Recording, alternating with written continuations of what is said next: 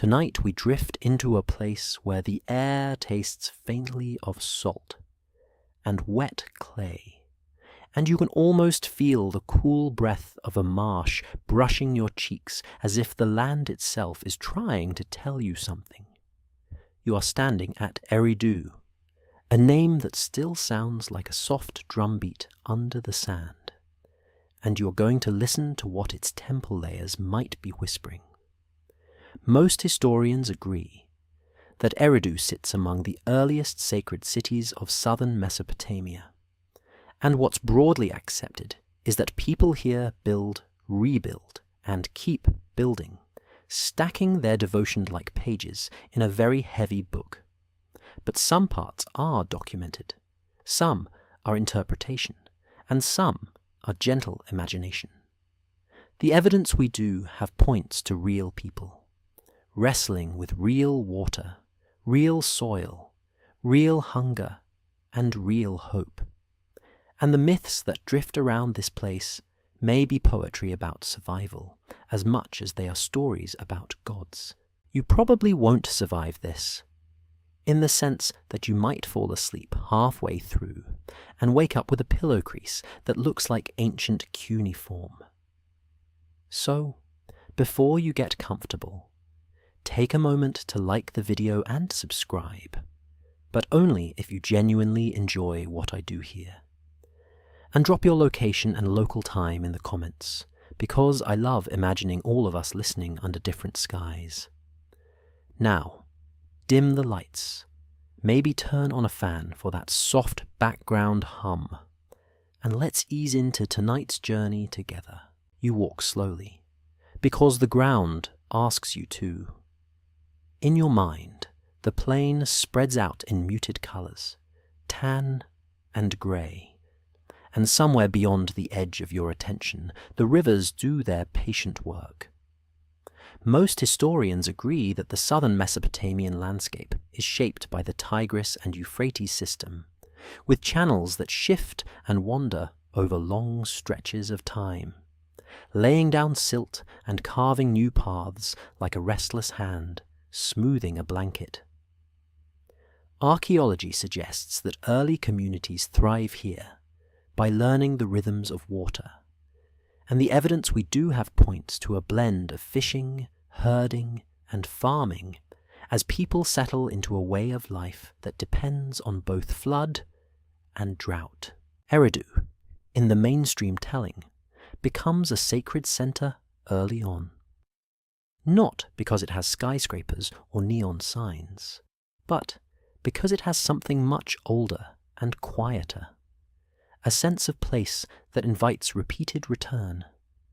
You imagine reeds bending in the wind, and you picture small boats gliding through marsh channels, carrying baskets and clay jars, the everyday geometry of survival. It's possible that the earliest shrine is humble, more like a room of intention than a grand statement.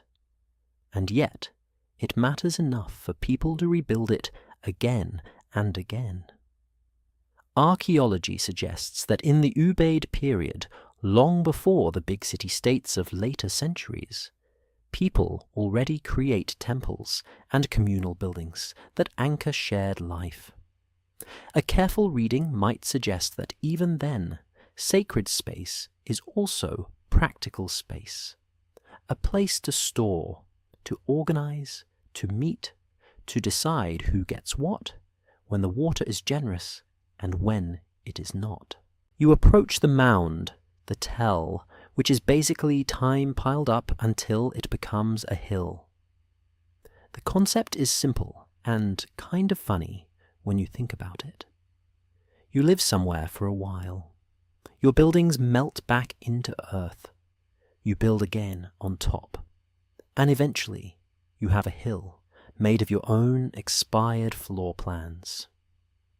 If you ever feel like you have emotional baggage, just remember that ancient cities turn their baggage into actual geography. You climb, and your feet find the gentle slope that once held walls, doorways, and thresholds worn smooth by bare heels. Most historians agree that Mesopotamian temples are rebuilt over time, and Eridu becomes famous for a long sequence of temple levels. Archaeology suggests that early builders used mud brick, reeds, and plaster, materials that are both accessible and fragile. And that fragility is important.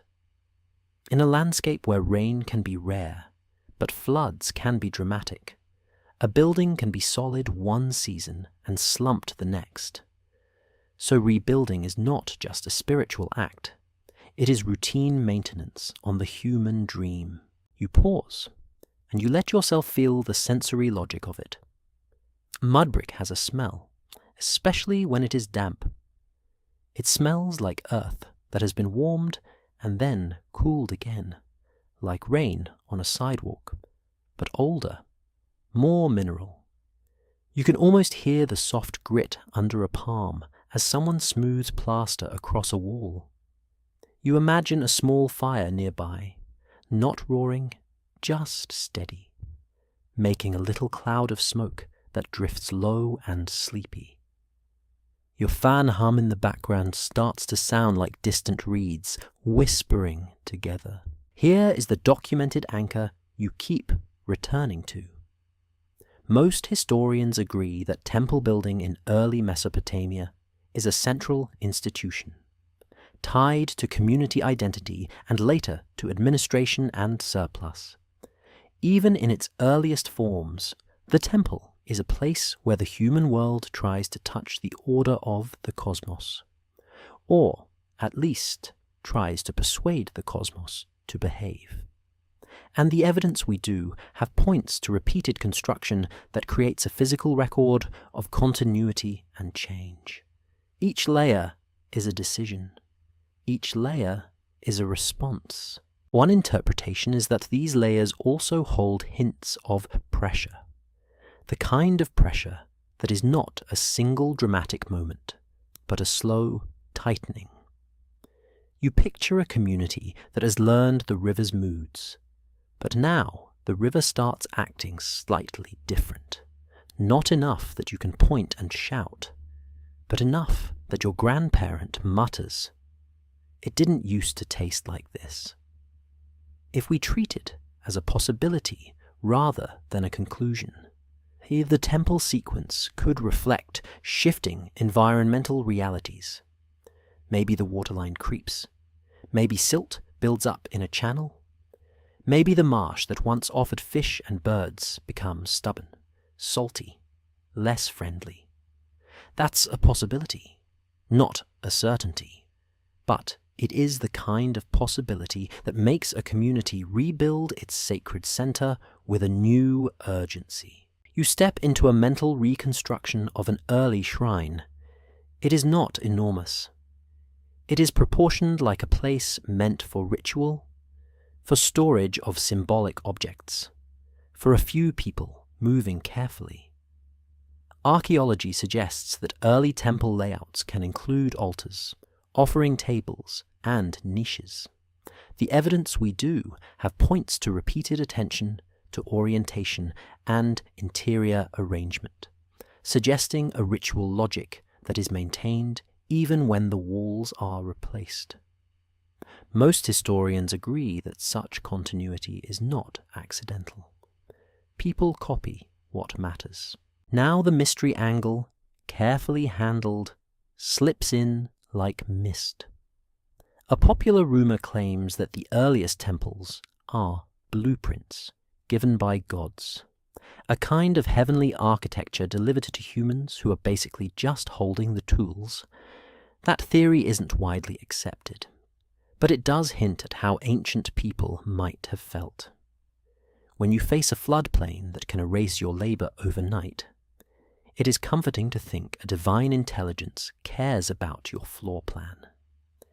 It's possible that the idea of a god's instruction is a cultural way of saying, we are not alone in this.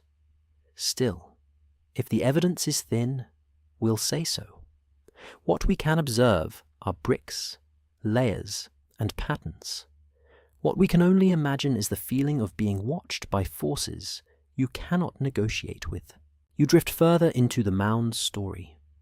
One layer suggests a building that lasts, then another that replaces it, then another. The sequence becomes a kind of heartbeat. Build, use, repair, rebuild. The temple does not simply appear. It grows into itself. A careful reading might suggest that as the temple becomes more prominent, the community becomes more organized. You imagine a line of people bringing offerings, not always glamorous offerings either. A basket of barley, a fish, a small jug of beer that looks suspiciously like it was sampled on the way. Ancient life is relatable like that. If you have ever brought a dish to a party and realized a corner is missing, you are basically participating in a timeless human tradition. What's broadly accepted is that early southern Mesopotamia sees increasing complexity over time, with emerging social roles and craft specialization. Archaeology suggests that even in earlier periods, pottery styles and settlement patterns reflect networks of influence. The evidence we do have points to Eridu being part of a wider cultural world that shares techniques, tastes, and probably gossip. You can almost hear it. Did you see what they built over in that other town? Yes, and their pottery is getting a little too fancy if you ask me. Humans have been judging each other's home decor forever. Some things never change. Now you let the crisis idea take shape, but gently, as a question rather than a claim. Eridu's temple layers reveal something, not as a headline, but as a mood. It's possible that repeated rebuilding is a response to damage. Floodwater can undermine foundations, salt can weaken bricks, wind can sandblast plaster, and people do not have concrete, steel, or a hardware store aisle labeled "Fix Your Ancient Temple." They have clay, reeds, and collective effort. So every rebuild might be a moment when the community gathers and admits, quietly, that the world is stronger than their walls. One interpretation is that the gods couldn't fix part of the story, is really about expectations. In later Mesopotamian religion, deities like Enki are connected with water, wisdom, and craft. Eridu becomes strongly associated with that watery divine presence in traditional narratives. If you are a person who believes a water god protects your city, and then the water becomes your problem, that tension becomes a spiritual puzzle. What if the story is pointing at something else? The mystery isn't in what we know, but in what we can't confirm. Maybe the gods are not absent. Maybe the gods are simply not controllable. Or maybe the gods are a language the community uses to talk about systems that feel alive, like rivers and soils and seasons. Let me rephrase that more carefully. We are not proving anything tonight. We're following clues. The solid ground is that environmental conditions in southern Mesopotamia can be harsh and changeable, and rebuilding is common in mud brick architecture. The mist is the idea that each rebuild is a scar from a specific crisis, and that myth is a coded report. That's possible, not a certainty. But you can sit with it in a calm way, like holding a smooth stone in your hand and noticing its temperature. You keep walking, and you imagine the earliest builders choosing a spot that feels stable. Maybe slightly elevated, maybe close enough to water for life, but not so close that the river can casually walk into your living room. Still, the plain is flat, and floods do not ask permission. Archaeology suggests that flood events leave traces, sometimes as silt layers, sometimes as repairs, sometimes as sudden shifts in building practice. In the broader Mesopotamian record, floods are both real events and mythic motifs. That double life matters. A real flood can become a story about divine judgment or cosmic reset, and the story can outlive the mudline on the wall. Historians still argue whether the most dramatic shifts in early Mesopotamian settlement and temple construction are driven primarily by sudden catastrophes or by gradual environmental drift and social change. And that debate is important because it keeps you honest. It prevents you from turning a complex landscape into a single dramatic moment.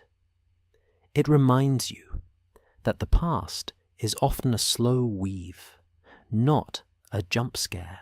But your imagination, the gentle cinematic part, still gets to play. You picture a night when the marsh is unusually quiet. The frogs stop, the birds settle. Even the insects seem to hold their breath. A priest or a caretaker, or just someone tasked with checking the shrine, steps outside and tastes the wind. It's possible he senses the river rising in the dark, the way you can sometimes sense rain before you see it. He goes back inside, adjusts a lamp, touches the cool clay of the wall, and whispers a few words that are half prayer, half practical hope. Not save us, but let the bricks hold. Then the morning comes, and maybe there is damage, maybe there is not. Either way, the community continues. The temple is maintained because it is a promise. It is a statement that even if the world shifts, you can stack meaning on top of ruin and keep going. That is the mainstream human truth under the sacred architecture. Now, you lean into a smaller detail, because details make sleep stories feel real. You imagine fish bones in refuse, the sheen of a scale caught in dried mud. You picture woven reed mats on a floor that feels cool at dawn. Archaeology suggests that daily life and sacred life are not separate boxes, especially early on. The evidence we do have points to offerings that are made of ordinary things, which tells you that holiness is not always gold and incense. Sometimes it is a loaf of bread and a clean bowl. Our fringe idea proposes that repeated rebuilding in places like Eridu is not only about repair, but about a deliberate ritual of renewal, like shedding a skin. This theory isn't widely accepted as a universal explanation, but it is interesting as an interpretation. If you treat it as a possibility rather than a conclusion, rebuilding could be both necessity and ceremony.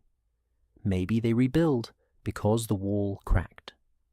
And then they decide the crack is also a sign, and then they fold that sign into ritual, because humans are very good at turning survival into meaning. Honestly, if humans couldn't turn chaos into meaning, we would have stopped making calendars a long time ago. And yet, here we are, scheduling our anxieties in neat little boxes. You let the mound's silence settle over you again. The temple layers are not shouting. They are not even speaking in complete sentences. They are offering you textures. They are offering you repetition with variation. The documented part is the archaeology of layered construction. The interpreted part is how those layers might reflect stress and adaptation. The imagined part is the lamp glow, the quiet prayer, the sense of a crisis that feels larger than any single person. You slow your breathing, matching it to the idea of building and rebuilding. Inhale, the bricks rise. Exhale, the plaster smooths. Inhale, a new floor is laid. Exhale, footprints appear. You are not rushing. You are just walking through human persistence, one calm step at a time. And somewhere in that persistence, You feel the shape of the title's promise. A crisis the gods couldn't fix might not be a battle in the sky. It might be the slow reality that even sacred places must negotiate with water and salt and time. It's possible that the real drama is not divine failure, but human endurance. The way a community keeps lighting lamps even when the wind is stubborn. You take one more look across the imagined marshland. The air is still. The fan hum is steady.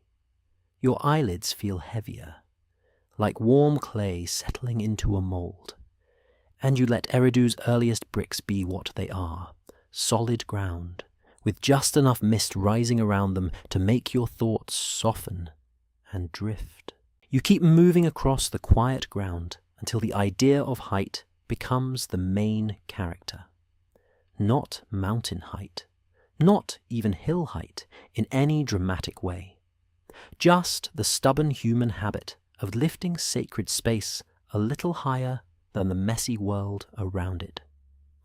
Archaeology suggests that early shrines in southern Mesopotamia evolve over time into more formal platforms, and what's broadly accepted is that people repeatedly reshape the same sacred footprint, turning it into a raised place you can climb. It's possible this begins as practicality, a way to keep floors dry, to protect stored goods, to make rituals easier to stage. One interpretation is that it also becomes a social signal, a visible announcement that says this matters enough to stand above your ankles, above your worries, above the unpredictable waterline. You imagine reed huts scattered nearby, low and flexible, built the way marsh people build, with materials that bend instead of break. A reed hut can be repaired quickly. A reed hut can be rebuilt without ceremony. It's intimate architecture, like a jacket you can patch. But the shrine, even early on, wants a different posture. Mudbrick asks for planning. It asks for teams. It asks for time you could have used hunting, fishing, or napping under a shade mat like a professional. So when a community chooses mudbrick for a sacred structure, it's already making a statement about priorities. Most historians agree that in the Ubaid period, communities in southern Mesopotamia show increasing investment in communal buildings and ritual centers. What's broadly accepted is that these are not yet the towering temple complexes of later city-states, but they are already organized, already symbolic. Archaeology suggests that even modest platforms can serve as stage and storage, and the evidence we do have points to repeated rebuilding that preserves certain layouts. That continuity is the calm heartbeat of early ritual life. Now you let the new development unfold. The platform does not just rise because someone felt like being dramatic. It rises because the ground is a negotiation. In a floodplain, the difference between comfort and crisis can be measured in fingers. If you have ever put your phone on a slightly higher shelf because you did not trust the cat, you already understand ancient platform logic. Humans and their precious objects have always wanted elevation. A careful reading might suggest that as the shrine rises, roles become clearer. Someone organizes labor. Someone controls access to stored offerings. Someone decides what gets placed where. It's possible the platform is not only a response to water, but also a response to people. Height creates perspective, and perspective creates authority. When you climb, even a little, you are seen. And being seen is a kind of power. You walk up the imagined steps of an early raised structure. They are not marble. They are packed earth and brick, edges softened by sandals and time. You feel the grit under your feet. The air up here feels slightly different, not because you are high, but because you are separated by intention. You can look out and see the patchwork of marsh and field. You can see small channels glinting. You can see someone carrying a jar with both hands. Careful not to spill, because spilling would be both wasteful and embarrassing. And embarrassment is a universal human constant. Archaeology suggests that early communities manage water in practical ways, using channels and small-scale irrigation. And what's broadly accepted is that living here means paying attention to flow. But water is not only a resource, it is a mood. It can be generous, and it can be rude.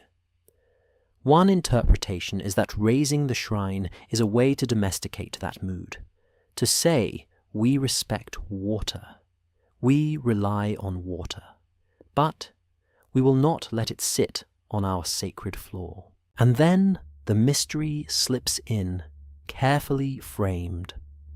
A popular rumor claims that the first platforms were meant as landing places for divine presence, as if gods prefer a clean, elevated spot to step down into human affairs. This theory isn't widely accepted, but it tells you something about imagination. If you're a person whose life can be disrupted by a river changing its mind, it is comforting to picture a god arriving with a plan. Still, the evidence we do have is mostly architectural. We can measure platforms, we can compare layers, we can notice patterns. We cannot confirm divine preferences for altitude. If the evidence is thin, we'll say so. You let yourself feel the lived reality behind the bricks. Building higher means carrying more mud brick. More mud brick means more hands. More hands means more coordination. Coordination means someone is keeping track. That record keeping will become famous in later Mesopotamia. But here, in this early stage, it could simply be memory and trust.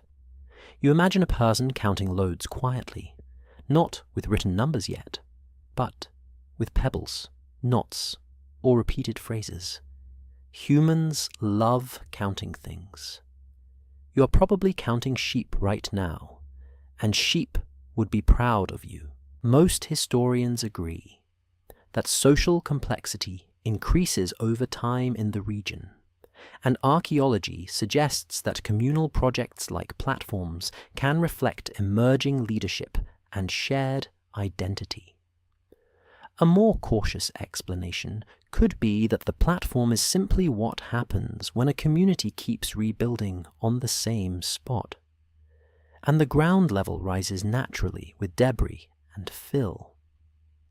That is true too. Sometimes you do not build a platform because you have a grand idea. Sometimes you build a platform because your old floor became the new basement.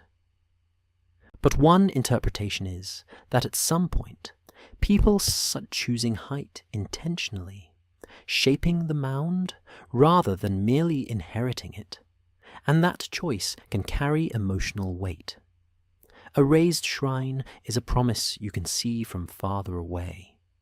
It is a landmark that says, come here, gather here, remember here. It's possible that when life feels unstable, humans respond by making symbols that feel stable. Not because the symbol fixes the flood, but because it steadies the mind. Here comes the crisis theme again, but with a fresh angle. Imagine a season when the water arrives too early, or lingers too long. The fields near the settlement become soggy. The paths soften. Pots sink a little into the ground when you set them down. You feel the damp creeping into everything, into baskets, into sleeping mats, into moods. People argue more, not with shouting, just with tired eyes and sharp little comments. Someone says the water should be gone by now, Someone else says, maybe it will leave tomorrow. Another person says, it always leaves when it leaves. Stop acting like you can negotiate with a river. And yet the shrine rises anyway, brick by brick, because at least that is something you can do with your hands. Archaeology suggests that communities adapt to environmental variability through building and water management. What's broadly accepted is that resilience is not a single invention, but a habit. The habit looks like maintenance. It looks like planning. It looks like lifting the important places above the damp. The evidence we do have points to repeated construction that might reflect precisely this kind of long-term coping. Historians still argue whether the primary driver behind early temple platforming is environmental pressure, social hierarchy, or a combination that shifts over time. That debate keeps the story honest. It reminds you that one explanation can be tempting, but incomplete. Still, you can let multiple explanations sit together without fighting. Tonight is not about winning an argument. Tonight is about letting the mind glide. You step down from the platform in your imagination and walk through a cluster of homes. The reed structures rustle in the wind. Someone is weaving a mat, hands moving in steady rhythm. Someone is shaping a pot, turning clay into a curve that will hold water, grain, or soup. And soup, by the way, is basically ancient comfort food. If you can simmer something in a pot, you can convince yourself the world is manageable. You can almost smell it, a mild stew, maybe fish, maybe barley, maybe herbs from the edges of the marsh. Nothing fancy, but warm, and warmth is a form of hope. Now you bring in the gods couldn't fix idea in a new, non-repetitive way. In later stories, a deity associated with Eridu is often linked with wisdom and sweet water. People might pray for guidance, for protection, for balance. But the platform itself, the brickwork, suggests a subtle truth. Even if you believe a god is wise, you still have to haul the bricks yourself. Faith might shape intention, but mud brick requires muscles. That tension can feel like a crisis when you expect miracles. It's possible that what looks like divine silence is actually the boundary between hope and physics. A fringe idea proposes that the repeated raising of sacred structures encodes a memory of an ancient shift in waterways, as if each higher floor is a marker of a new normal. This theory isn't widely accepted as a precise historical record, but as an interpretation it can be evocative. If we treat it as a possibility rather than a conclusion, the platform becomes a quiet archive of changing ground truth, not written in words, but in elevation. You picture a small ritual taking place at the top of the raised shrine. A few people move slowly. Someone pours water into a bowl, and the sound is soft, like rain in miniature. Someone places bread. Someone adjusts a lamp. No grand fireworks, just steady gestures. The light flickers on plaster. The air smells like clay and smoke. It's possible that this ritual is not only for gods, but for humans, a way to make the world feel patterned again. When the environment is unpredictable, ritual offers a rhythm you can control, and the cinematic what if arrives, gentle and clearly framed as imagination. What if the platform is also a message to the sky? A quiet dare that says, if you must flood us, then we will keep rising. Not in arrogance, but in persistence. You can almost see it. the community gathering at dawn, carrying bricks in baskets, laughing quietly at someone who steps in mud up to the ankle and pretends it was intentional fashion. Light joke number 1, because yes, ancient fashion includes the classic "oops, my foot sank" look. You continue walking, and you notice how the landscape itself teaches patience. Channels curve, reeds sway, birds lift and settle. The marsh is never fully still, neither is human life. So the raised shrine becomes a compromise between motion and meaning. It's possible that the most important thing it reveals is not a single event, but a choice, repeated over and over. Choose to repair, choose to gather, choose to lift what matters. By the time your mind settles into the image, the platform feels less like architecture and more like a slow breath. Inhale, lift, exhale, steady.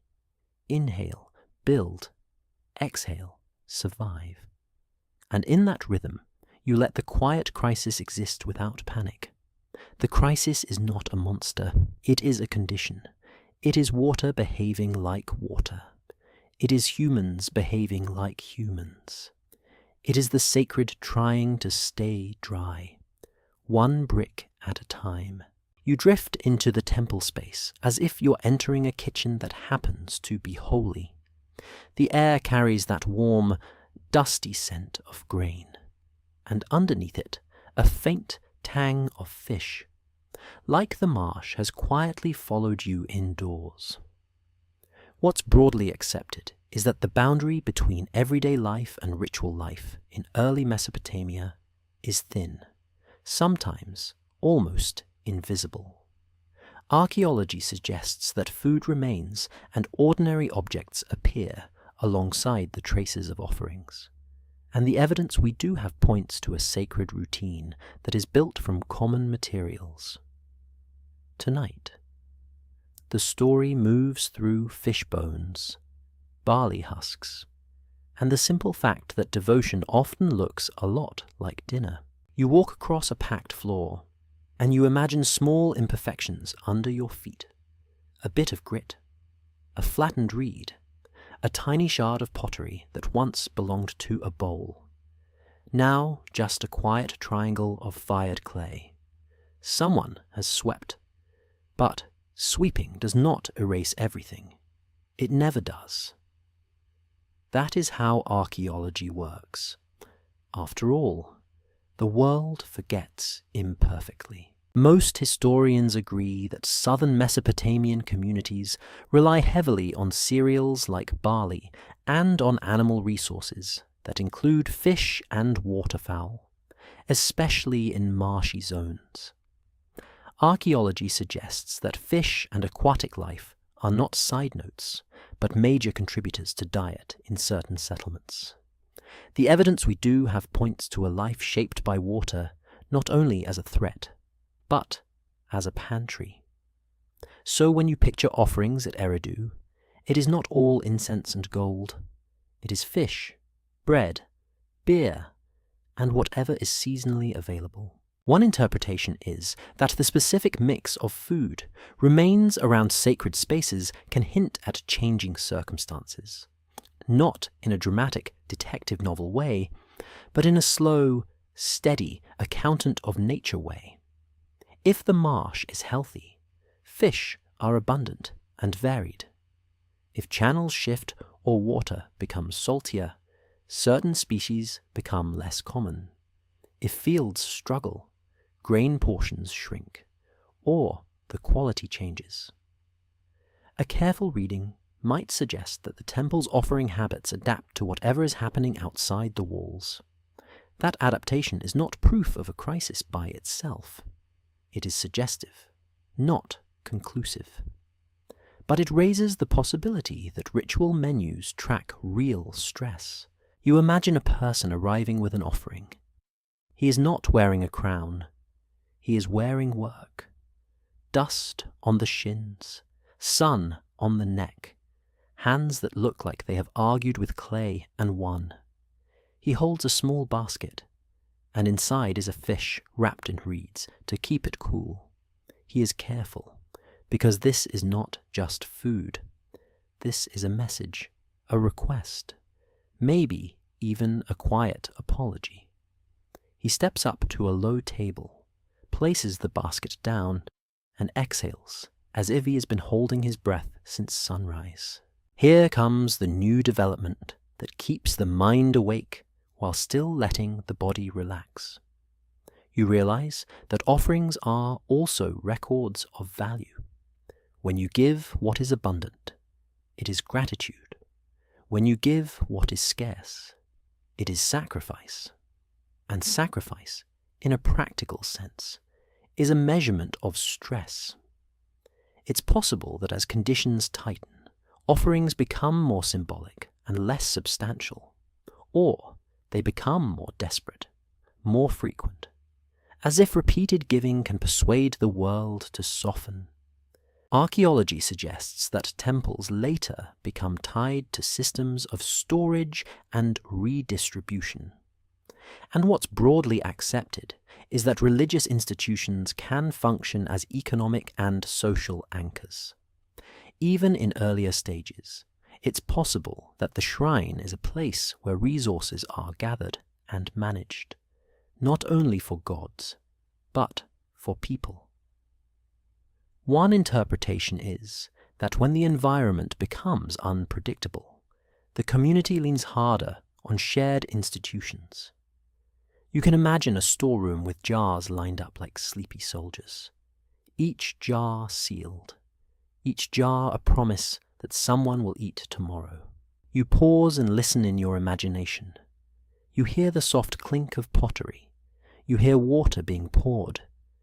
You hear a murmur of voices that stays low, because sacred spaces encourage quiet, and also because loud people tend to be told to calm down.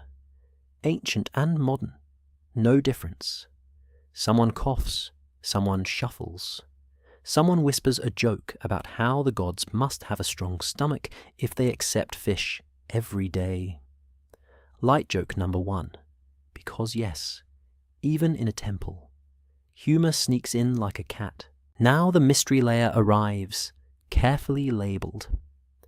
A popular rumor claims that certain offerings were meant to feed not only gods, but strange, unseen visitors, as if the temple was a kind of meeting point for beings that do not live on bread alone. This is not widely accepted, and the evidence for it is thin. Still, as a piece of imagination, it reveals a human instinct.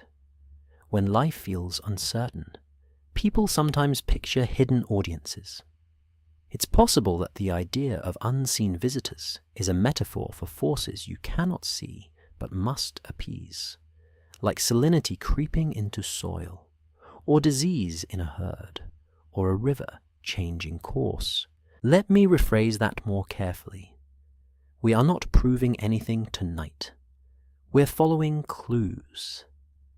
The solid ground is that food remains appear in the archaeological record, and offerings are part of ritual practice. The mist is the idea that every change in the menu reflects a specific crisis or a hidden story. That's a possibility, not a certainty. But you can sit with it gently, letting it add atmosphere without pretending it is a final answer. You step toward a wall niche in your imagination. Inside the niche is a small object, maybe a bowl, maybe a figurine, maybe a polished stone that catches lamplight. Archaeology suggests that figurines and symbolic objects appear in early Mesopotamian contexts, though their precise meanings can be debated. One interpretation is that these objects serve as stand-ins for prayers, like physical placeholders for hope. You imagine touching the stone and feeling its coolness, and you think about how humans love to store emotions in objects. We do it with wedding rings, souvenirs, and that one hoodie you refuse to throw away because it remembers you. Ancient people did it too. The crisis theme shifts again, taking a new route through taste and texture. Imagine the river water in a clay cup. One season it tastes clean, sweet enough to drink without hesitation. Another season it tastes slightly bitter, slightly off, and the aftertaste lingers. You do not need a scientific explanation to notice. Your tongue tells you. It's possible that subtle changes in water quality influence daily life in ways that ripple into ritual. Maybe the offerings include more beer because it is safer than raw water. Maybe the temple becomes a place where clean water is stored, protected, and symbolically guarded. One interpretation is that a water-focused deity becomes especially important when water becomes unpredictable. Most historians agree that Mesopotamian religion often ties deities to natural forces and social functions. Archaeology suggests that cult centers develop distinctive identities, and what's broadly accepted is that Eridu becomes associated in later tradition with a deity linked to water and wisdom. That connection invites interpretation. It's possible that the mythic emphasis on water is not random. A careful reading might suggest that devotion is shaped by the local reality of marsh and canal, and by the anxieties that come with them. Historians still argue whether early temple offerings should be read primarily as religious expression or as evidence of emerging administrative control over resources. That debate matters because it changes how you imagine the scene. In one view, offerings are personal and communal acts of devotion. In another, offerings are part of a managed system where temple officials track goods and labor. Both can be true in different degrees, and the truth may shift over time. There's no full consensus, and that uncertainty is part of what makes the layers feel alive. Now you imagine a small moment of tension that is not violent, just human. A woman arrives with a small loaf. She hesitates. She looks at the loaf as if weighing it against her family's hunger. She places it anyway, because the ritual is also a kind of insurance policy. If you give, maybe the world gives back. A more cautious explanation could be that this is simply how communal life works. People contribute to shared institutions, and those institutions provide stability. But if we treat it as a possibility rather than a conclusion, the emotional weight of the offering hints at stress, a sense that the usual rhythms are wobbling.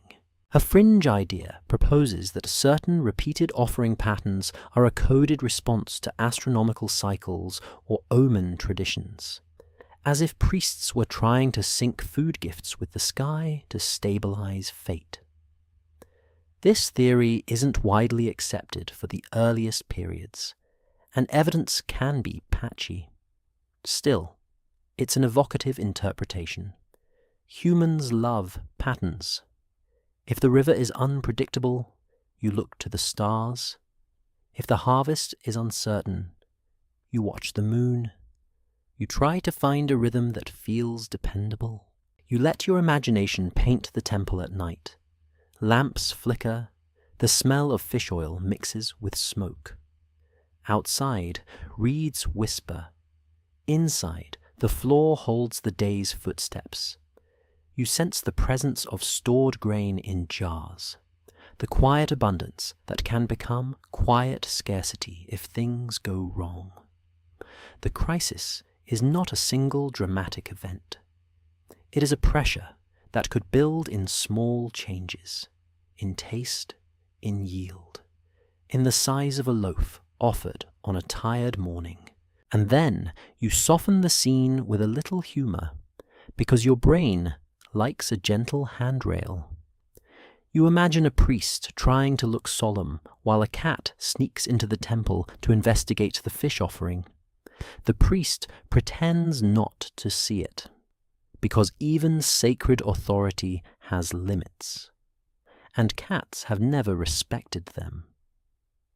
Light joke number 2.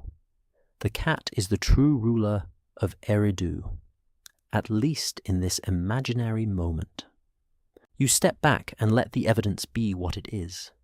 Food remains, and offering traces suggest a sacred life, braided tightly with ordinary survival. One interpretation is that changes in offerings reflect environmental squeeze. Another cautious explanation is that they reflect shifts in ritual fashion, social organization, or seasonal availability. The mystery is not in what we know, but in what we can't confirm. Still, the layered story holds. In a city where water and soil can change their mind, the temple becomes a place where you try to negotiate with uncertainty, using the only tools humans have always had: work, sharing, story, and a loaf of bread set down with a quiet hope. You step into a part of the story where the ground itself keeps receipts. Not paper receipts, obviously. Just thin bands of silt, subtle stains, and the kind of quiet evidence that only shows up when you stop and look closely. What's broadly accepted is that the alluvial plain of southern Mesopotamia experiences periodic flooding, sometimes gentle, sometimes disruptive. Archaeology suggests that flood deposits can appear as distinct layers in settlement mounds, and the evidence we do have points to communities that repeatedly repair and rebuild in response to water's mood swings. Tonight, the flood is not a cinematic wall of doom. It is a slow intruder, patient and persistent, like someone who shows up uninvited, and then acts like they live there. You imagine a morning that begins normal enough. The air is cool. The marsh birds do their usual business. Someone is grinding grain. The stone making that steady rasp that could put anyone to sleep if you let it. Then someone notices. The path feels softer. The footprints hold their shape longer. A child splashes in a puddle that was not there yesterday and laughs, because children treat inconvenience like entertainment. Adults do not. Adults look at puddles and see a schedule collapsing. Light joke number 1. Because yes, adulthood is basically the skill of being personally offended by water.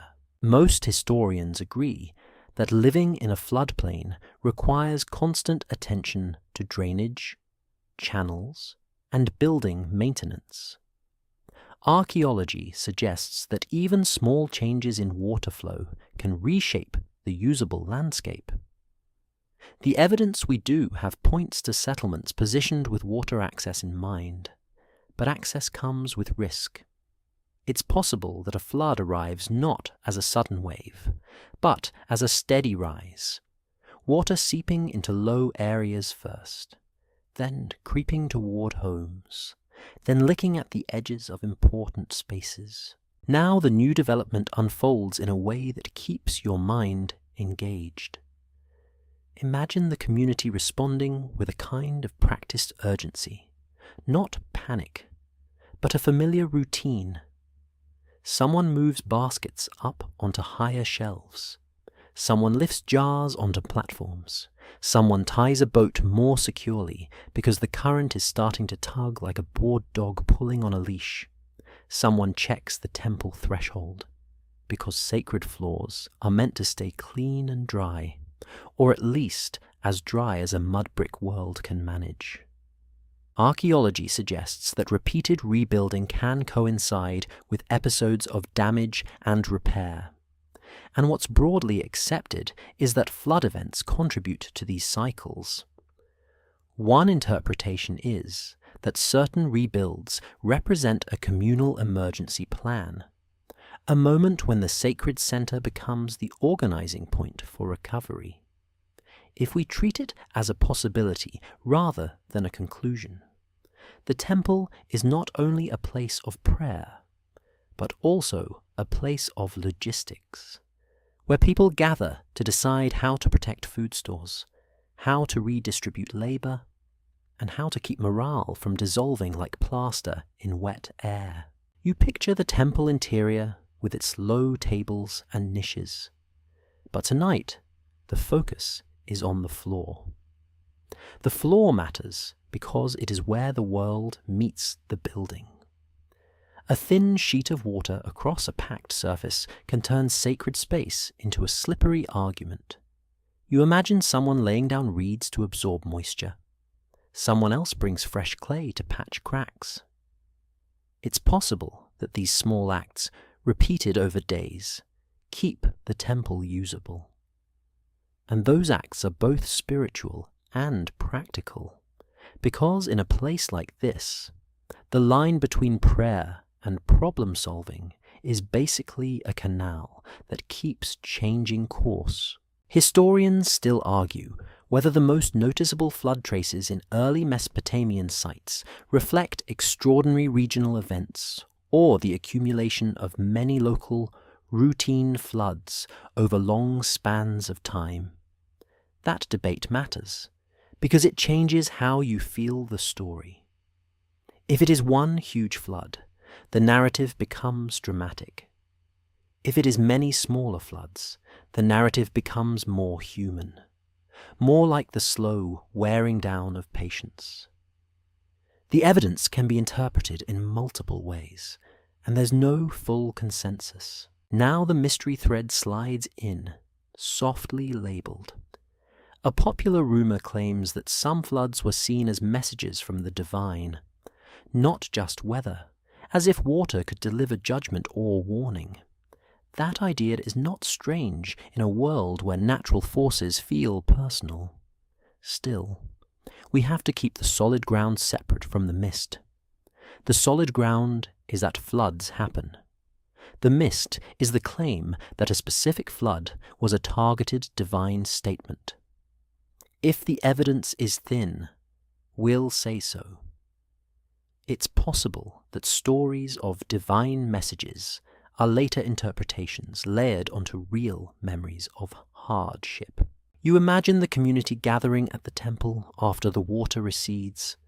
The ground is still damp. The air smells like wet earth and algae. You can almost feel the stickiness of mud clinging to ankles. People look tired, but also alert, like they have just survived a long night of listening for danger. Someone checks the storerooms. Someone counts jars. Someone opens a container and smells the grain, because smell is the quickest test of whether your winter will be comfortable or anxious. Light joke number 2. Because the ancient equivalent of quality control is basically sniffing your supplies and hoping the universe is in a good mood. Archaeology suggests that communal recovery after flood events includes cleaning, repairing, and sometimes rebuilding.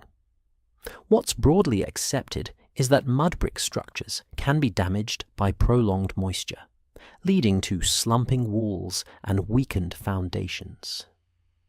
One interpretation is that a rebuild is not only structural, but symbolic, a way to restore order after chaos. It's possible that the community sees the act of rebuilding the sacred center as a way to reset the world, to tell themselves, we are still here, we still know the rules, even if water tried to rewrite them. A more cautious explanation could be that rebuilding is simply necessary maintenance, not a dramatic ritual response. Both explanations can coexist. Humans are capable of fixing a wall and attaching meaning to it at the same time. You can patch a roof because it leaks, and also because you want your home to feel safe again. The ancient world is not emotionally alien. It is just built with different materials. Now you step into the idea of measurement, because floods invite measurement. You imagine a person marking the wall with a scratch, not to make art, but to remember. This high, this day, this long. Archaeology suggests that later Mesopotamian societies develop formal ways of recording and measuring. But even earlier, communities can hold measurement in memory and practice. It's possible that floodlines become part of oral knowledge, passed from older to younger. The way someone today might say, "I remember when the water came up to that step." A fringe idea proposes that some temple rebuilds were timed to celestial omens, as if leaders believed the sky offered a schedule for recovery. This theory isn't widely accepted, especially for the earliest phases, and evidence can be hard to pin down. Still, as a possibility, it shows how humans look for guidance when the ground is unreliable. If you cannot predict the river, you try to predict the heavens. It's not proof of anything. It's an interpretation of a very human impulse. Now the cinematic what-if arrives, calm and clearly framed as imagination. What if, on one of these damp mornings, someone walks into the temple and sees the lamplight reflected in a shallow puddle on the floor, and for a moment it looks like a second sky, upside down, shimmering? What if that reflection feels like a sign, not because it is supernatural, but because it is beautiful in a time of exhaustion? The person kneels, touches the water, and whispers a request that is half prayer, half promise. Not make the flood never happen, because experience has taught them that is unrealistic. Instead, help us endure, help us rebuild, help us keep the jars full. That is the kind of prayer a floodplain teaches you to make. You imagine the community deciding to raise thresholds, to improve drainage, to reinforce walls. Archaeology suggests that building techniques evolve, and what's broadly accepted is that architecture adapts to local pressures. One interpretation is that each flood teaches new lessons, and the temple layers become a record of those lessons. It's possible that the crisis is not that the gods are absent, but that even divine stories cannot cancel physics. Water moves downhill, silt accumulates, salt travels, and humans respond with planning, labor, and ritual language that helps them stay coherent. Light joke number 3 slips in as you picture someone slipping in the mud outside the temple and trying to recover dignity with an exaggerated, slow-motion kind of balance, as if they are inventing ancient dance. Everyone pretends not to notice, because compassion is also ancient. But inside, they are absolutely laughing. Some parts of history are serious. Some parts are just people trying not to fall over. You let the scene quiet down. The water recedes fully, the ground firms, the air warms, the temple is cleaned, patched, and possibly rebuilt. The flood becomes memory, then a story, then a layer in the mound. The evidence we do have points to this cycle of disruption and repair as a long-running reality in the region. The mystery is not in the existence of floods. The mystery is in how each community experienced them, what they believed about them, and how those beliefs shaped decisions. Most historians agree that early Mesopotamian life is deeply intertwined with environmental variability. One interpretation is that the temple, as a repeated rebuilding project, stands at the center of communal resilience. A more cautious explanation could be that it stands at the center of communal habit. Either way, you can feel the slow rhythm of recovery. Wash, patch, rebuild, breathe, and as you breathe, your body relaxes, because the story is steady. And steady stories are the easiest ones to fall asleep inside. You wander into a quieter kind of trouble, the sort that does not knock on the door like a flood, but moves in slowly and rearranges the furniture when you are not looking. This is the trouble of salt. What's broadly accepted is that in parts of southern Mesopotamia, long-term irrigation and high evaporation can contribute to salinization, gradually increasing soil salt and reducing crop yields. Archaeology suggests that agricultural practices and settlement choices respond to these pressures over time, and the evidence we do have points to communities adjusting what they plant, where they plant, and how they manage water. Tonight, the crisis is not a single day. It is a season that tastes different, then a decade, then a memory that becomes a layer. You imagine walking along the edge of a field at dawn. The air is cool, but the ground holds yesterday's heat like a stubborn secret. You look down and see a faint whitish crust in places, not everywhere, just enough to make you pause. It's possible that early farmers notice this kind of change the way you notice your favorite mug has a tiny crack that did not used to be there. You do not panic. You just think, that is new. And then you keep watching. Most historians agree that barley is more tolerant of saline conditions than some other crops. And one mainstream narrative suggests that shifts in crop emphasis can reflect soil and water challenges.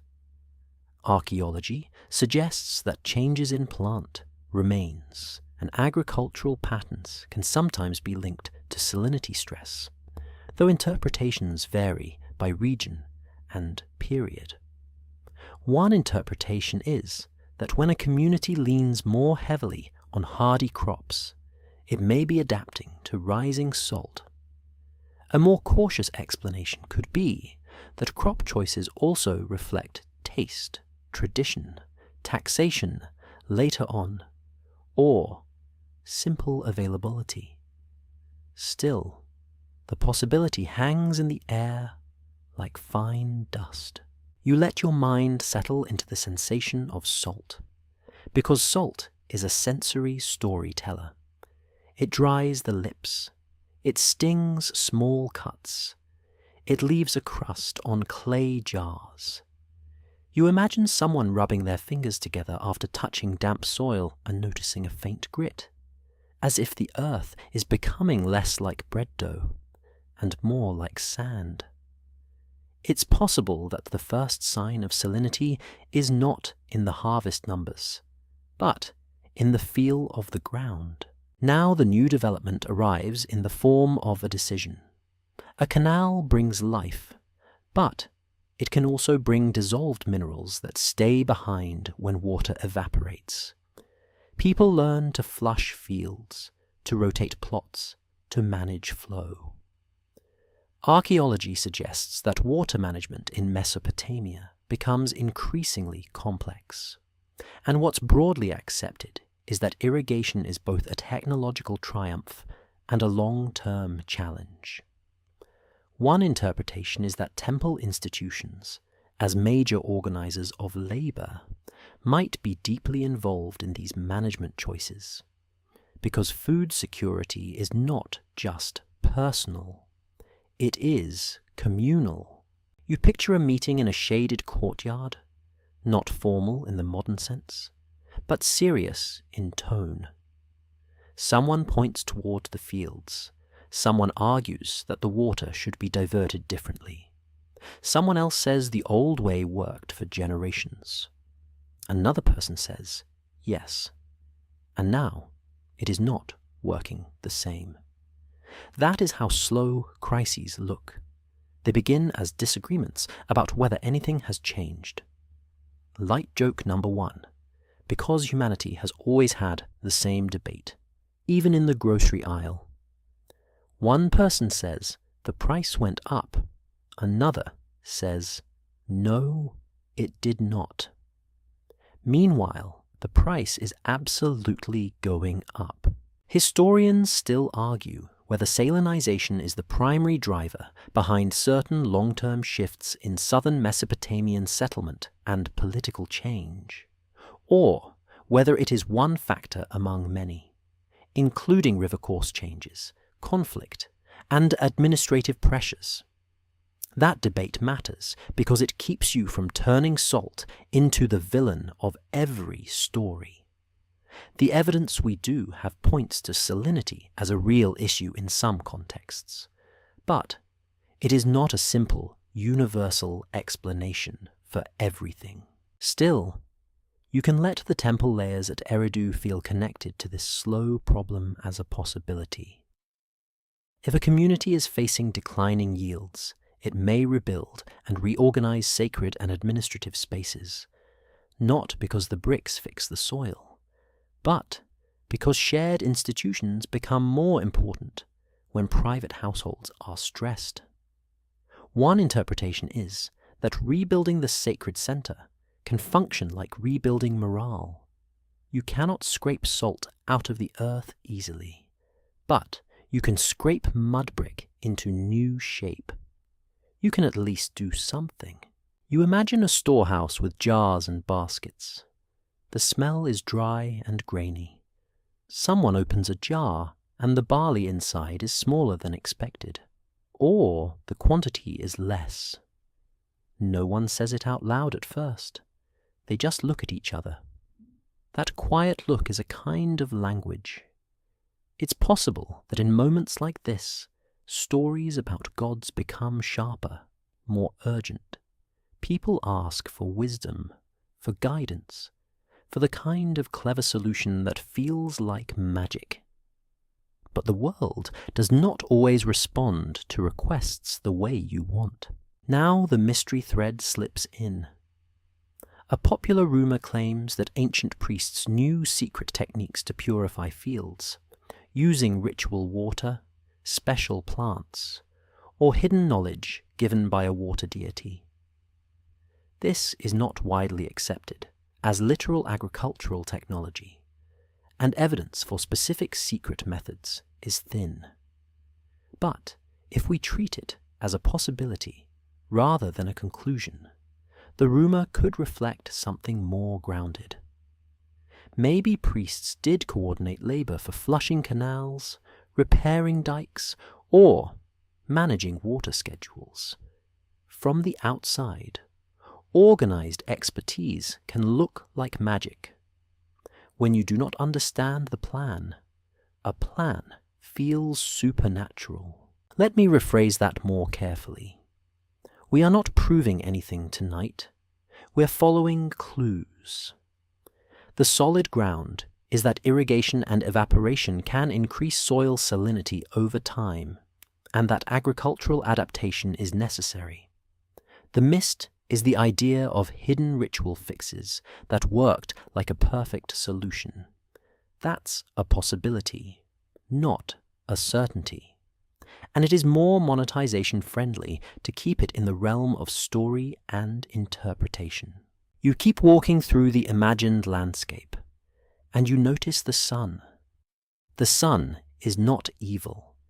It is just strong. It pulls moisture upward. It leaves minerals behind. You can almost see the shimmer in the distance, that mirage-like heat haze that makes the horizon wobble. It's possible that in years of higher heat and lower effective rainfall, the problem feels worse. People might respond by digging deeper channels, or by expanding irrigation, which can ironically intensify salinity if drainage is poor. The cycle is complicated. Human solutions can create new puzzles. Archaeology suggests that Mesopotamian societies become increasingly skilled at canal management and large-scale labor organization. What's broadly accepted is that this is one of the great achievements of the region, enabling dense populations and specialized crafts. One interpretation is that this success carries an internal tension. The more you depend on canals, the more you are vulnerable to their side effects. That is the kind of crisis no god can neatly erase, because it is built into the system. Even if you believe the gods are wise, the landscape still follows its own rules. Light joke number 2 arrives as you imagine someone trying to taste the soil, like a chef evaluating a stew, and immediately regretting it. You can almost hear the cough. Someone nearby says, "Well, now we know. Scientific method, ancient addition. Step 1, lick the dirt. Step 2, never do that again." Now the cinematic what-if appears, soft and clearly framed as imagination. What if a priest climbs the temple platform at sunset and looks out over fields that seem slightly paler than they used to? The sky is orange, the wind is warm. He whispers to the water deity, not demanding a miracle, but asking for a hint, a clever idea, a new channel plan. In that moment, the crisis feels like a conversation between human ambition and environmental limits. The priest listens. The only answer is the sound of reeds and distant water. And maybe the answer is not a voice, but a realization. You must adapt again. A more cautious explanation could be that changes in crop yields and settlement patterns lead to social shifts, and those shifts affect building programs like temple renovations. When resources tighten, institutions may centralize control, or communities may disperse, or they may intensify labor. There are multiple pathways, and the evidence can support more than one narrative. That uncertainty is part of the mystery. The mystery isn't in what we know, but in what we can't confirm. Now you focus on a tangible object, because sleep storytelling loves a tactile anchor. Imagine a clay jar with a salt crust around its rim. Someone wipes it with a damp cloth. The crust returns later. It's possible that this small annoyance mirrors the bigger problem. You can manage it temporarily, but it keeps coming back unless the whole system changes. And changing the whole system is hard. A fringe idea proposes that stories of divine disappointment, withdrawal, or sorrow in later Mesopotamian myth reflect an encoded memory of ecological strain, like salinity and shrinking productivity. This theory isn't widely accepted as a direct one-to-one code, and evidence is often interpretive rather than explicit. Still, as a possibility, it is emotionally plausible. When harvests fail, people often interpret it through moral or cosmic lenses. They ask, what did we do wrong? They look for meaning, because meaning is easier to carry than randomness. Light joke number 3 comes in as you imagine the ancient equivalent of someone saying, maybe, if we just try turning the field off and on again. Someone else stares. Someone says, what does that even mean? And then they all go back to digging canals, because humor is not a solution, but it does help you breathe. You let the scene soften. The sun goes down. The air cools. The salt crust glows faintly in the moonlight, like a quiet frost that should not be there. You feel the slow pressure of a crisis that doesn't care about prayers in a literal sense, but that can still be met with human creativity, organization, and endurance. The evidence we do have points to adaptation as the constant theme. One interpretation is that the temple layers are not just architecture, but an emotional record of people repeatedly choosing to hold their world together, even when the soil itself becomes less cooperative. You step into a different kind of water, not the flooding kind and not the salty crust kind, but the symbolic kind that people talk to as if it can listen. What's broadly accepted is that Eridu becomes strongly associated in later Mesopotamian tradition with a water and wisdom deity, often called Enki. And archaeology suggests that water symbolism is deeply woven into the region's religious imagination. The evidence we do have points to canals, marshes, and springs shaping daily life. And it's possible that sacred language grows directly out of these practical realities. Tonight, the new development is that the crisis starts to look less like a weather problem and more like a promise problem. Not a promise written on paper, but a promise people feel in their bones when they believe a divine protector is connected to water. And water becomes difficult. You walk through an imagined courtyard near the sacred center. The ground is swept. The air smells like damp clay cooling in evening shade. Somewhere nearby, someone is working with a reed basket, the weave making soft clicks as it flexes. You hear water moving in a channel, not rushing, just murmuring, like a person talking in their sleep. And you realize how easy it is to believe that water has a personality. It arrives, it leaves, it sulks, it overdoes it.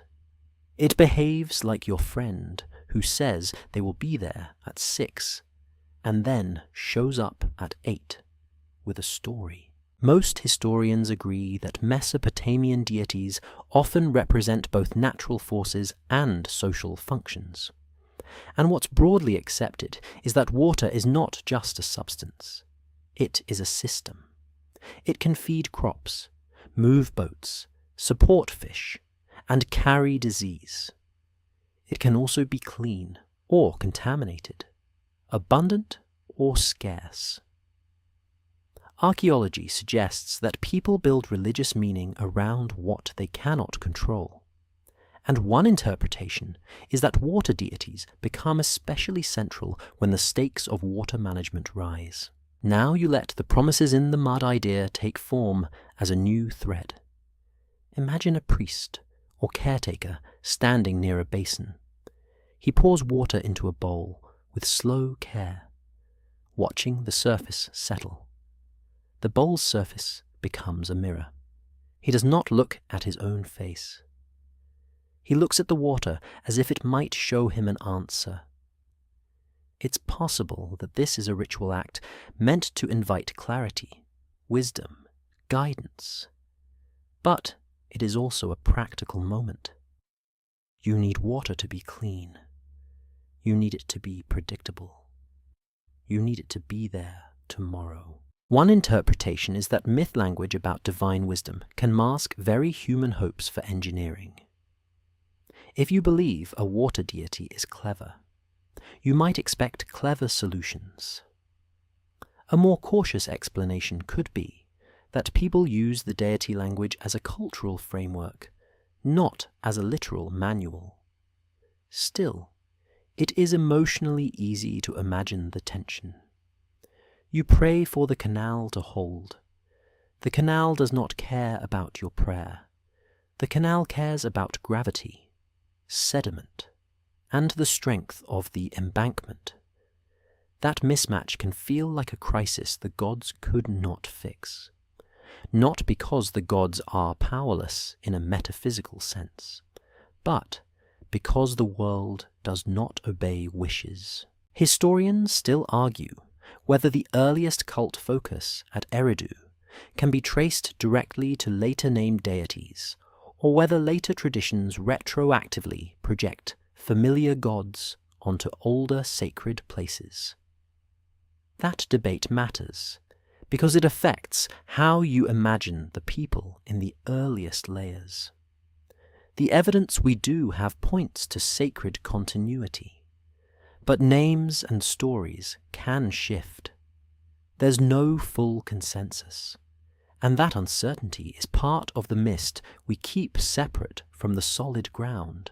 You keep walking, and you imagine the tools of waterwork, not magical tools, just spades, baskets, and strong backs. Archaeology suggests that canal maintenance is labor-intensive, and what's broadly accepted is that irrigation societies live and die by cooperation. One interpretation is that temples, as gathering points, help coordinate that cooperation. People might come for rituals and leave with assignments, like a sacred version of a community bulletin board. Light joke number 1, because yes, it is possible that ancient worship includes the surprise experience of being politely recruited for ditch duty. Praise be. Now please pick up a shovel. Now you shift into the texture of ritual itself. You picture a small procession, not grand, just a few people carrying vessels. The water in the vessels sloshes gently. A few drops spill and darken the dusty ground. Someone notices and quietly steps around the damp spot as if it is significant. It's possible that it is significant. Water on earth can be read as blessing. It can also be read as warning. The same thing can mean two opposite things, depending on how your last harvest went. A popular rumor claims that in Eridu there were secret water rights that could call fresh water up from below, as if a hidden underground ocean could be tapped by correct words and gestures. This isn't widely accepted as literal truth, and the evidence for specific secret ceremonies is thin. But if we treat it as a possibility rather than a conclusion, the rumor may reflect real practices of well digging, channeling, and managing seepage. To someone without the technical knowledge, a successful well can feel like magic. You speak, you dig, and water appears. Humans have always been impressed by plumbing. Let me rephrase that more carefully. We're not proving anything tonight. We're following clues. The solid ground is that water management is essential and challenging, and that religious symbolism around water is widespread. The mist is the claim that a ritual formula could override environmental limits like a switch. That's a possibility, not a certainty, and it works best as atmosphere rather than as a claim. Now the new development takes a sharper social shape. When water becomes contested, leadership becomes contested. If one canal branch gets more flow than another, someone benefits, someone else suffers. It's possible that the temple becomes a place where fairness is negotiated, where authority is performed through ritual and decision. One interpretation is that divine justice is invoked to make human decisions seem less personal, less petty. Instead of saying, "I decided this," you say, "The God's order requires this."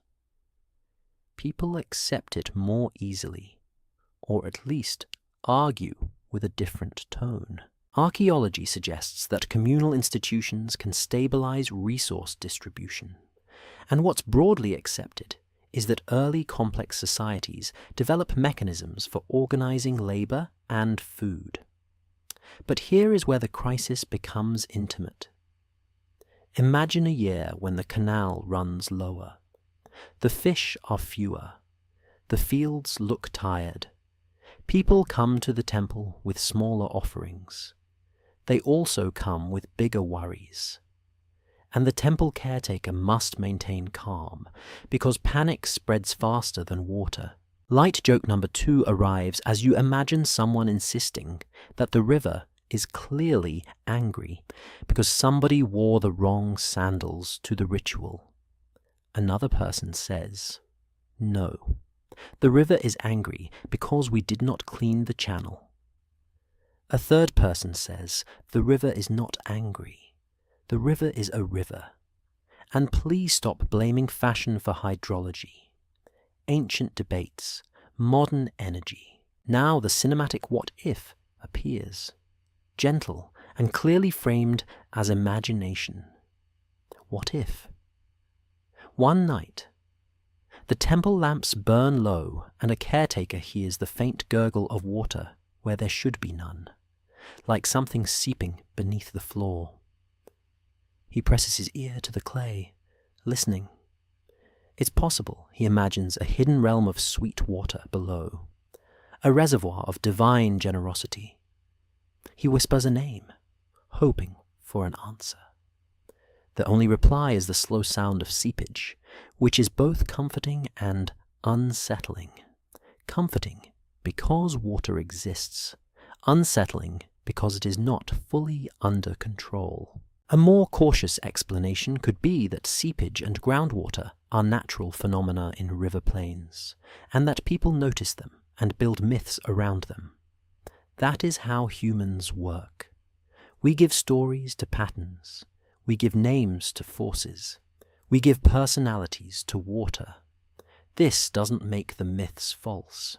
It makes them human. Now you focus on a specific image that feels new and concrete. Imagine a clay tablet, not necessarily at Eridu in this exact moment, but as a symbol of what is coming into the world. Writing will eventually become one way people manage resources and promises. Even before widespread writing, people use marks, tokens, and memory systems. It's possible that the pressure of managing water and grain pushes societies toward more formal record keeping. One interpretation is that a water deity's wisdom is also the wisdom of measurement, accounting, and planning, not glamorous, but powerful. A fringe idea proposes that legends of divine councils and decrees are echoes of early administrative meetings held in sacred spaces, with decisions later mythologized.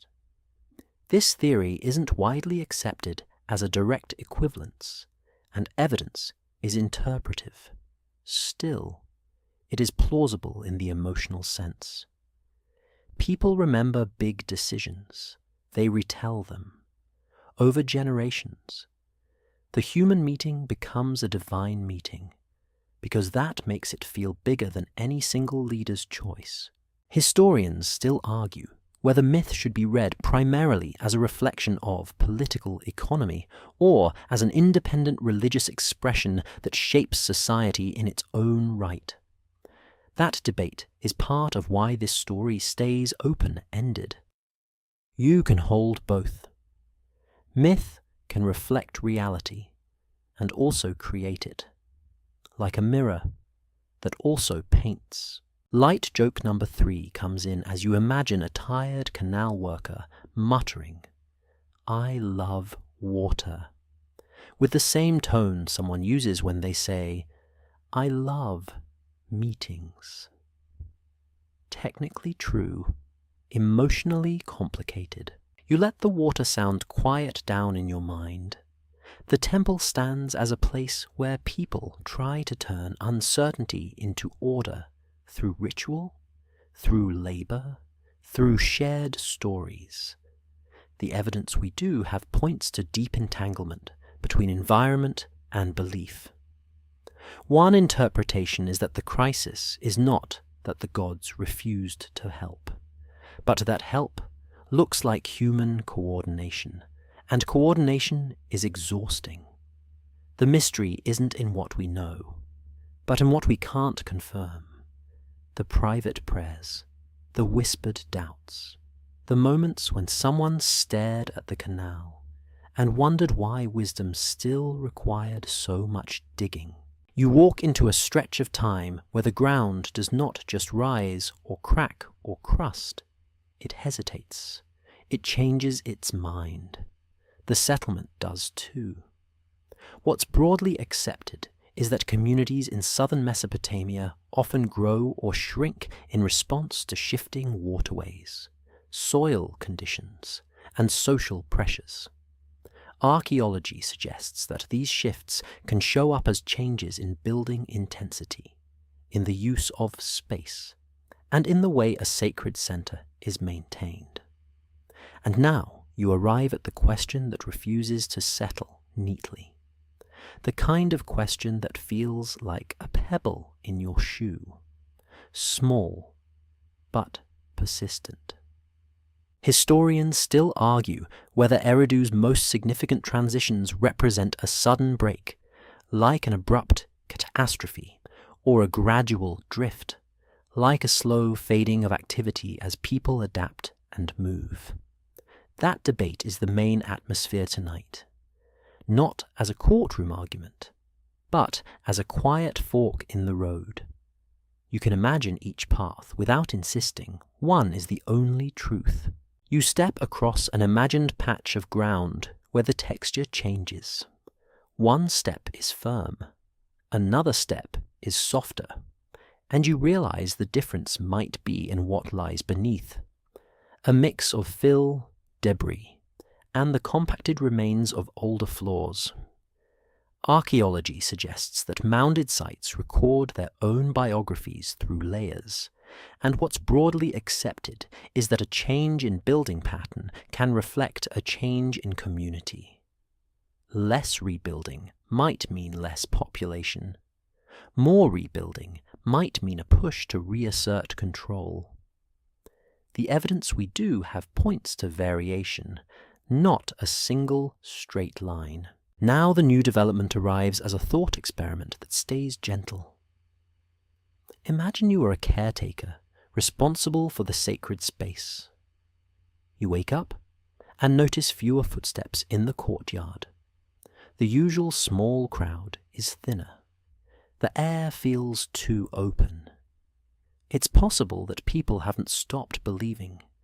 They have simply shifted their attention to survival elsewhere. One interpretation is that the sacred center's energy depends on the density of community life.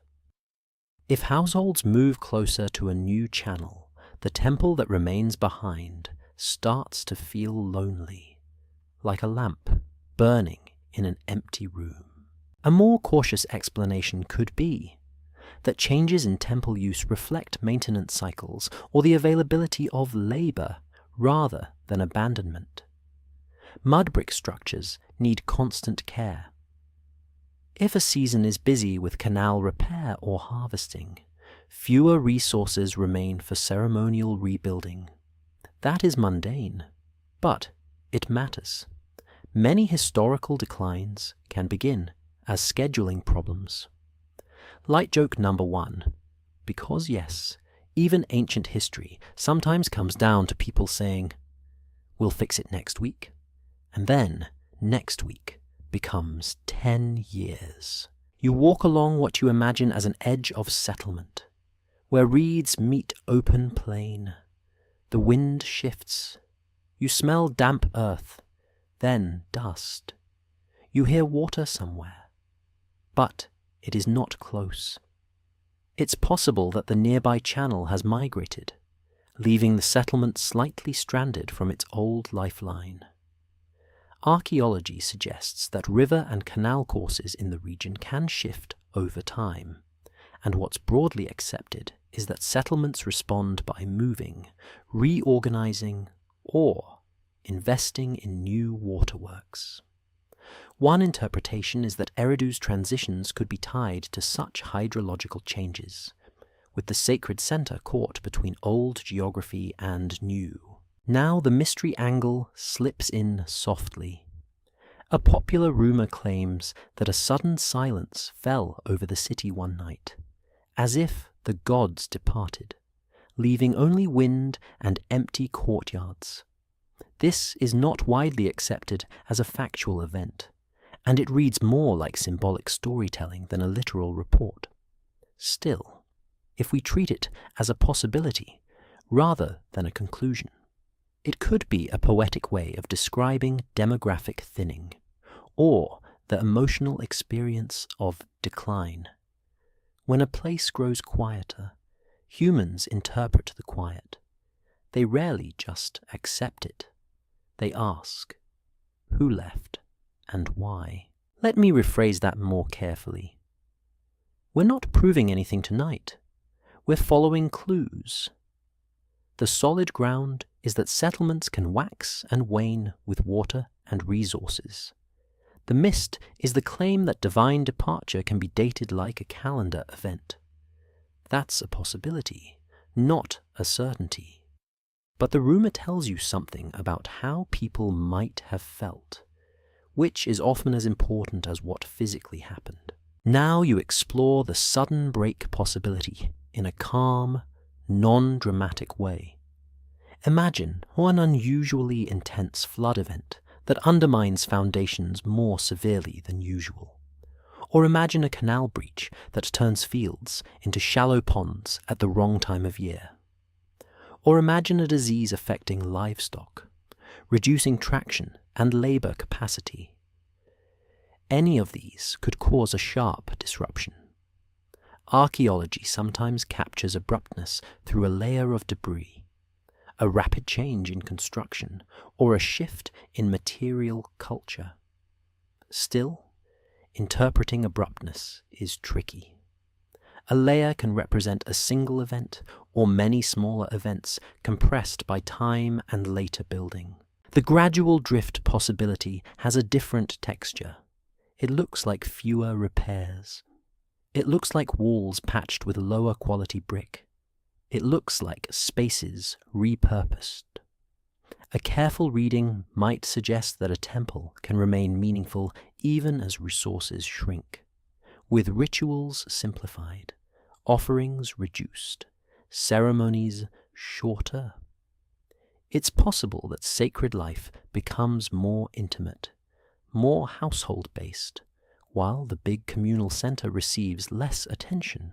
Archaeology suggests that communities can adapt by shifting where and how they invest in public buildings. And what's broadly accepted is that social and environmental factors intertwine.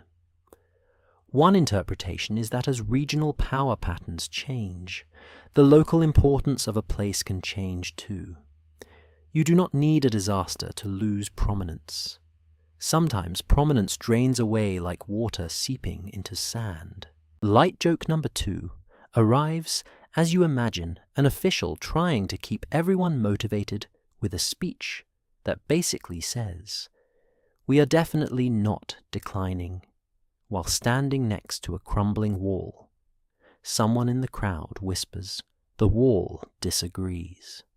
Ancient public relations, timeless. Now the cinematic what-if appears, gentle and clearly framed as imagination. What if one evening the moon rises over the plain and the marsh seems too quiet, and you hear only a single distant splash? You walk through the sacred space and find that a lamp has gone out, not from drama, just from lack of oil. You relight it, and for a moment you feel like you are holding the entire city's continuity in your hands. It's possible that individuals in such moments carried the weight of transition, even if they could not name it. The crisis is not always communal. Sometimes it is personal. One person deciding whether to keep tending a place that fewer people visit. A fringe idea proposes that sudden breaks in early Mesopotamian sites reflect hidden conflicts that left few obvious traces, like disputes over water allocation that caused an organized relocation. This theory isn't widely accepted as a specific explanation for Eridu, and evidence can be hard to tie to a single cause. Still, as a possibility, it captures something real. Water is political, even without swords and banners. Decisions about canals can reshape communities if we treat it as a possibility rather than a conclusion. The break could be an administrative choice dressed in mythic language later on. Historians still argue whether the patterns seen in temple layers should be read primarily as local stories or as reflections of broader regional shifts in settlement networks and power centers. That debate keeps the narrative open. It prevents you from collapsing everything into one neat explanation. And it reminds you that places can change identity without losing their past. Light joke number 3 drifts in as you imagine someone saying, "Maybe we should move closer to the new channel," and someone else responding, "I just got used to this neighborhood." Humans have always disliked moving. Even when the river is basically forcing you to, you stand quietly in your imagination and let both possibilities coexist. Abrupt disruption or slow drift, catastrophe or creep. The evidence we do have points to environmental variability, changing networks, and shifting human choices. One interpretation is that Eridu's temple layers preserve not just construction, but hesitation. The moment when a community realizes it cannot keep things exactly the same.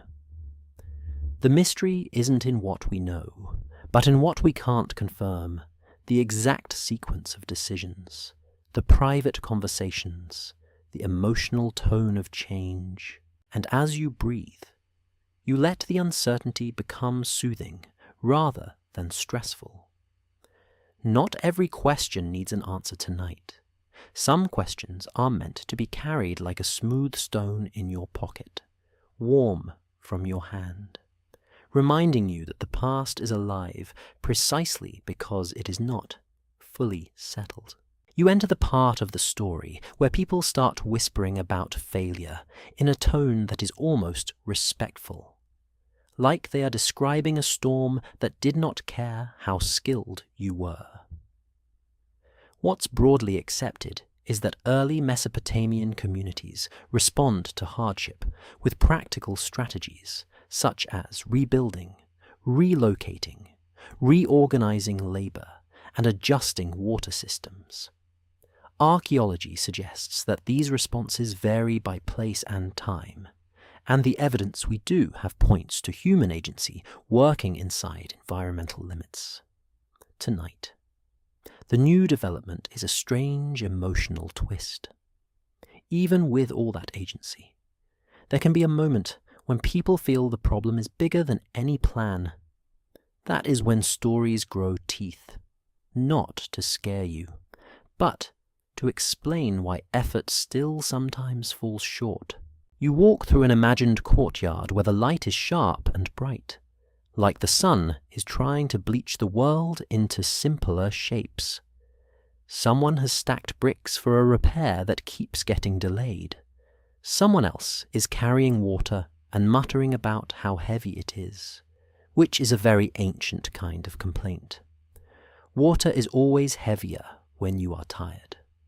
Light joke number 1, because the first law of human physics is that your arms get shorter when your patience runs out.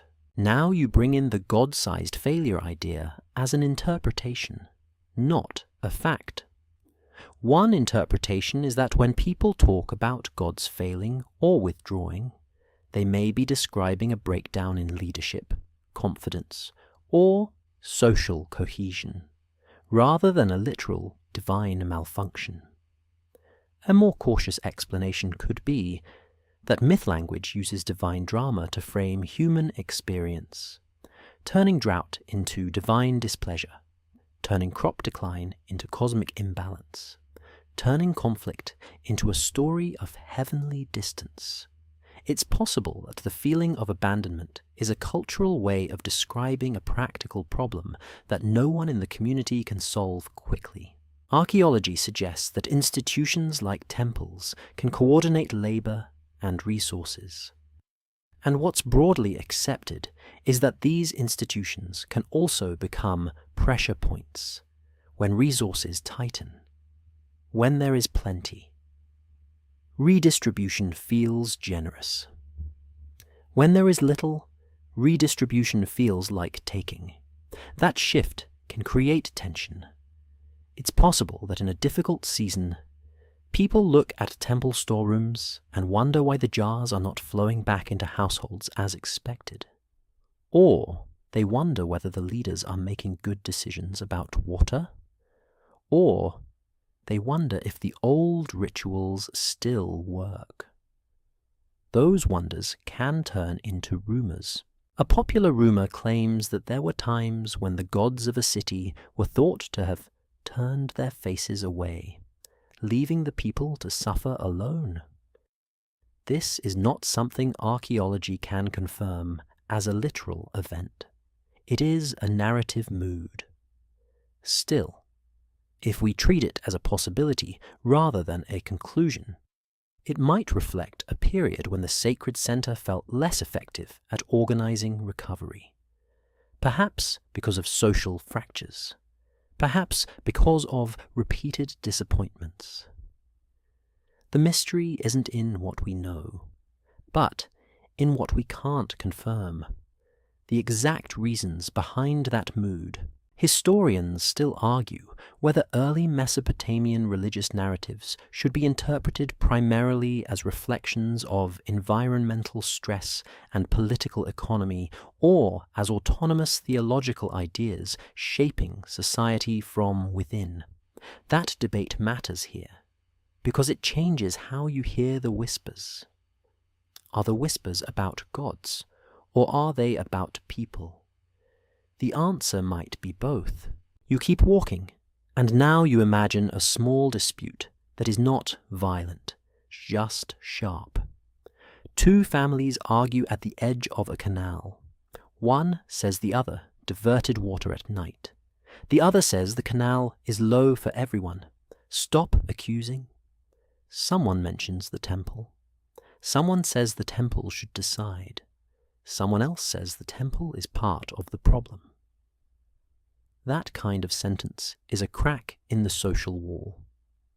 It's possible that crises create these cracks, not because people are bad, but because uncertainty makes everyone more sensitive, more protective.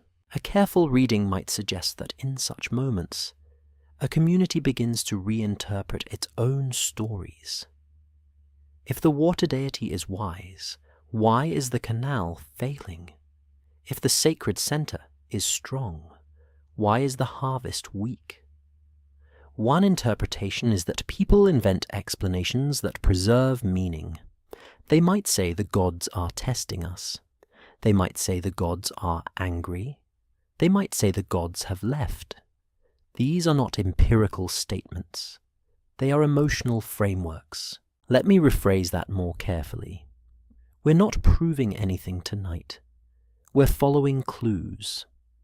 The solid ground is that material pressures can strain communities and their institutions. The mist is the idea that we can directly map a myth phrase to a single historical event. That's a possibility, not a certainty. And we keep it in the realm of interpretation. Now the new development shifts into a very human coping mechanism. When you cannot fix the world, you change the story you tell about it. You imagine a scribe-like figure, or a storyteller, shaping a narrative that explains hardship in a way that feels less random. Archaeology suggests that storytelling and ritual are central to social cohesion. And what's broadly accepted is that myths can stabilize identity. It's possible that a crisis pushes people to emphasize certain themes, like divine wisdom, divine justice, or divine distance. A fringe idea proposes that a sudden sense of divine withdrawal in tradition preserves memory of a leadership collapse. like a moment when local authority failed to manage water and food distribution, leading to relocation or social reshuffling. This theory isn't widely accepted as a specific historical account for Eridu, and evidence remains interpretive. Still, if we treat it as a possibility rather than a conclusion, it offers a grounded reading of the gods couldn't fix it. Not because there were actual gods with tools who refused, but because the systems that people trusted, sacred and social, reached their limit. Light joke number 2 arrives as you imagine someone saying, "Maybe the gods are busy," and someone else replying, "Busy doing what? Scheduling more floods." Sarcasm is ancient too.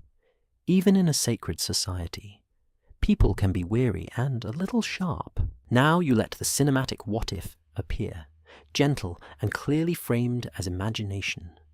What if one night the temple lamps burn, and the smoke rises, and the caretaker waits for a sign? Some shift in wind, some dream, some sudden clarity. The dream comes, but it is not helpful. It is just a dream of reeds and water, looping like a tired thought. The caretaker wakes up and realizes the sign might be this. No sign. The world is silent. That silence becomes the story. The story says, the gods are far.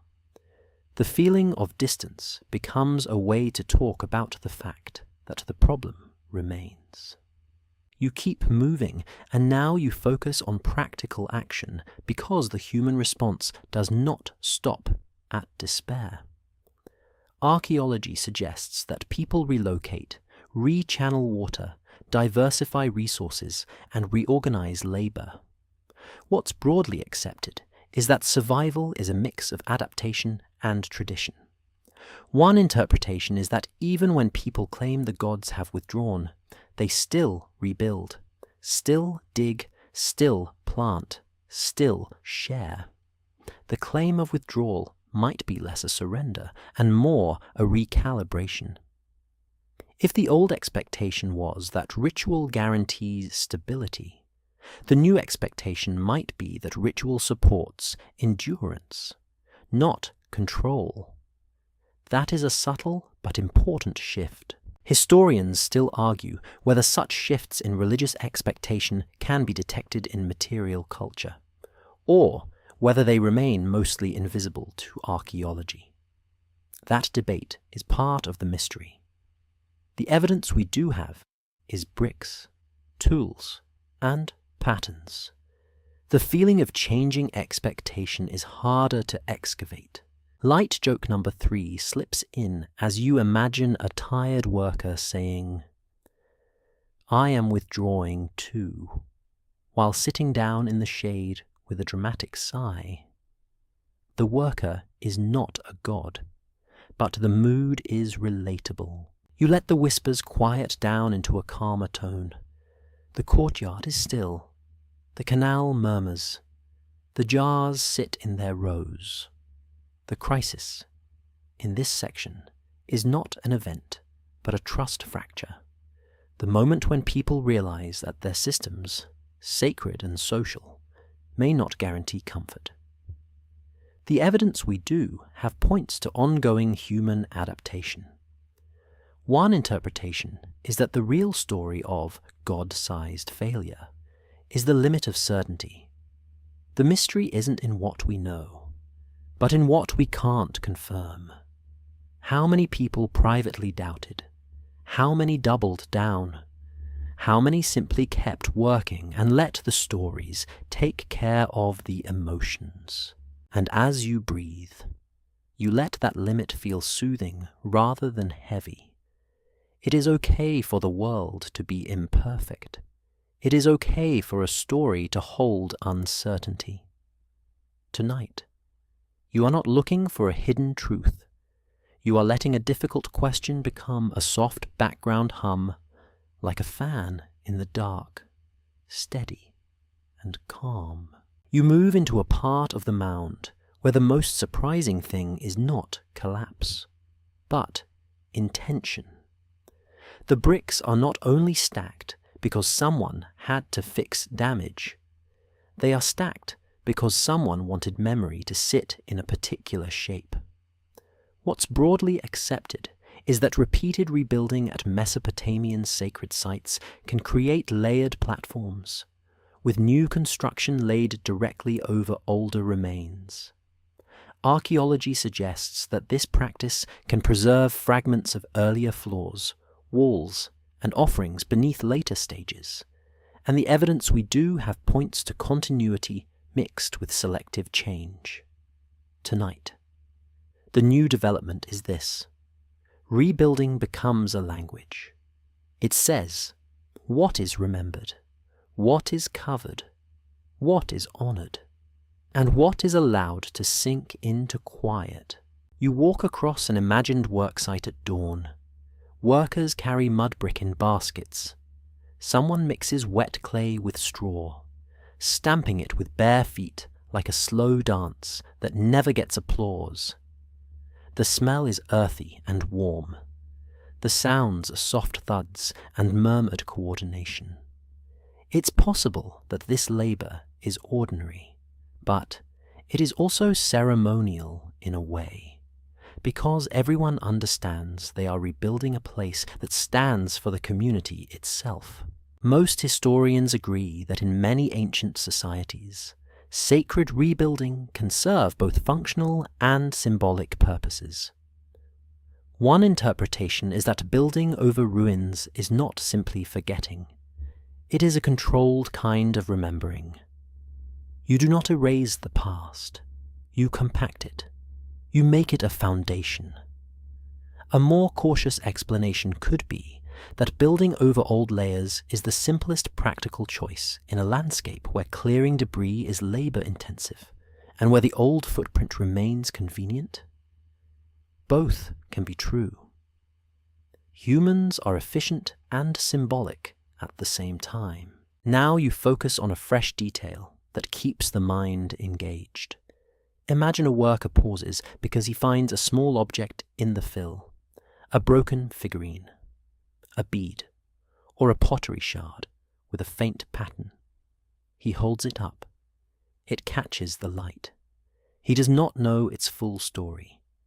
He only knows it is old, older than his own memories. He could toss it back into the mud, or he could set it aside. It's possible he feels a little shiver of respect, the sense that he is touching someone else's life. That moment is not recorded in writing. It lives only in the imagination, but it fits the human pattern. People notice old things. People feel time. Archaeology suggests that older materials can be incorporated into later construction, sometimes intentionally, sometimes accidentally. One interpretation is that certain objects might be placed deliberately as foundation deposits, symbolic items meant to bless a new build. A more cautious explanation could be that most objects simply end up in fill because debris gets reused. Still, the possibility adds texture. A community rebuilding a sacred space might choose to include a small token, not as magic, but as continuity made physical. Historians still argue whether foundation deposits and similar practices in early Mesopotamia reflect widespread ritual behavior or more localized traditions that vary by settlement and period. That debate matters because it changes how you imagine the workers. Are they performing a known rite, or are they simply recycling what is available? The evidence we do have can support different readings depending on context, and there's no full consensus. Now the mystery thread arrives in a new form.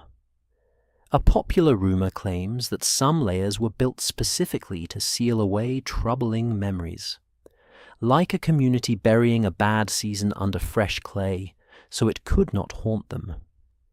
This is not widely accepted as a literal motive that archaeology can confirm, but it is psychologically plausible if we treat it as a possibility rather than a conclusion. Covering a ruin could be a way to move forward. Humans do this in many ways. We repaint rooms after arguments. We rearrange furniture after loss. We build new routines after hard years. The ancient version might be a new floor laid over an old scar. Let me rephrase that more carefully. We're not proving anything tonight. We're following clues. The solid ground is that new construction often covers older remains. The mist is the claim that every covering is a deliberate act of emotional sealing. That's a possibility, not a certainty. But the rumor points at something real. Rebuilding changes how you remember. You walk toward an imagined corner where a wall once stood. Now, only a line in the soil. You can almost see the outline where plaster met floor. The shape is simple, yet it held conversations, whispers, maybe laughter. The evidence we do have points to repeated spatial patterns in temple rebuilding, suggesting certain orientations and room arrangements persist. One interpretation is that the community values continuity in ritual flow, the way you value the familiar path through your own home in the dark. You could navigate it half asleep. You could find the door without thinking.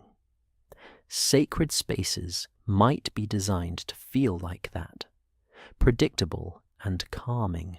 Light joke number 1 arrives as you imagine a worker complaining that the architects keep insisting on the exact same layout, and someone else saying, tradition, with the same tone people use today when they refuse to change a family recipe. It's not about logic, it's about identity. And yes, the recipe probably has too much salt, which is ironic given the soil issues. But that is not the point. The point is comfort. Now the new development shifts into craft and appearance. Rebuilding is not only about stacking bricks. It is also about making surfaces look right. Someone smooths plaster. Someone paints or washes a wall. Someone repairs a threshold so it feels solid underfoot. Archaeology suggests that plastering and maintenance are common in mud brick architecture, and what's broadly accepted is that surfaces communicate care. A clean, smooth wall says order. A crumbling edge says neglect. One interpretation is that during difficult times, maintaining the look of order becomes a form of resilience. Even if the outside world is unpredictable, the inside of the sacred space can be kept calm. A fringe idea proposes that certain architectural choices encode symbolic messages about cycles of destruction and renewal, as if each rebuild is part of a cosmic rhythm. This theory isn't widely accepted as a precise decoding system, and evidence often remains interpretive. Still, as a possibility, it fits human behavior. People like to see patterns. They like to believe rebuilding is not just labor, but participation in a larger order. If we treat it as a possibility rather than a conclusion, the architecture becomes a kind of story, told in height and plaster. Now the cinematic what-if comes in softly, clearly framed as imagination. What if? At the moment the new floor is laid, the caretaker pauses and listens to the quiet. The old floor beneath is buried. The old footsteps are sealed in clay. The caretaker feels a strange tenderness, like saying goodbye without words. He pours a small amount of water at the threshold, not to flood, just to mark. A small blessing, a small reset.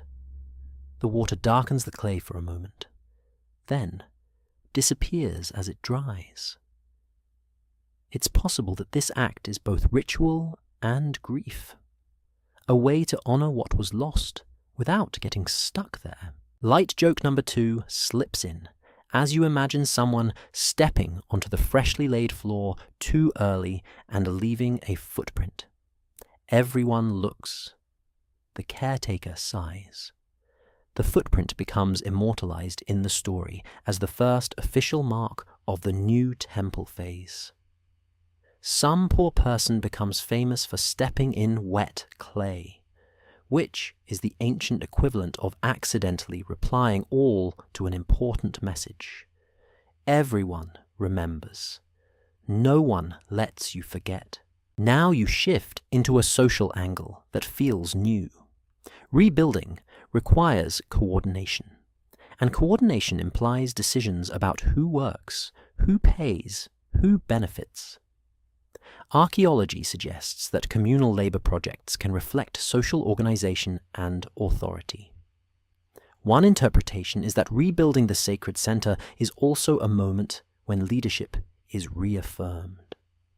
A more cautious explanation could be that leadership is simply necessary for any large project.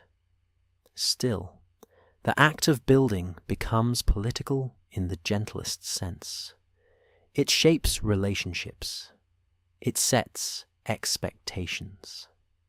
It can even create resentment if some feel overburdened.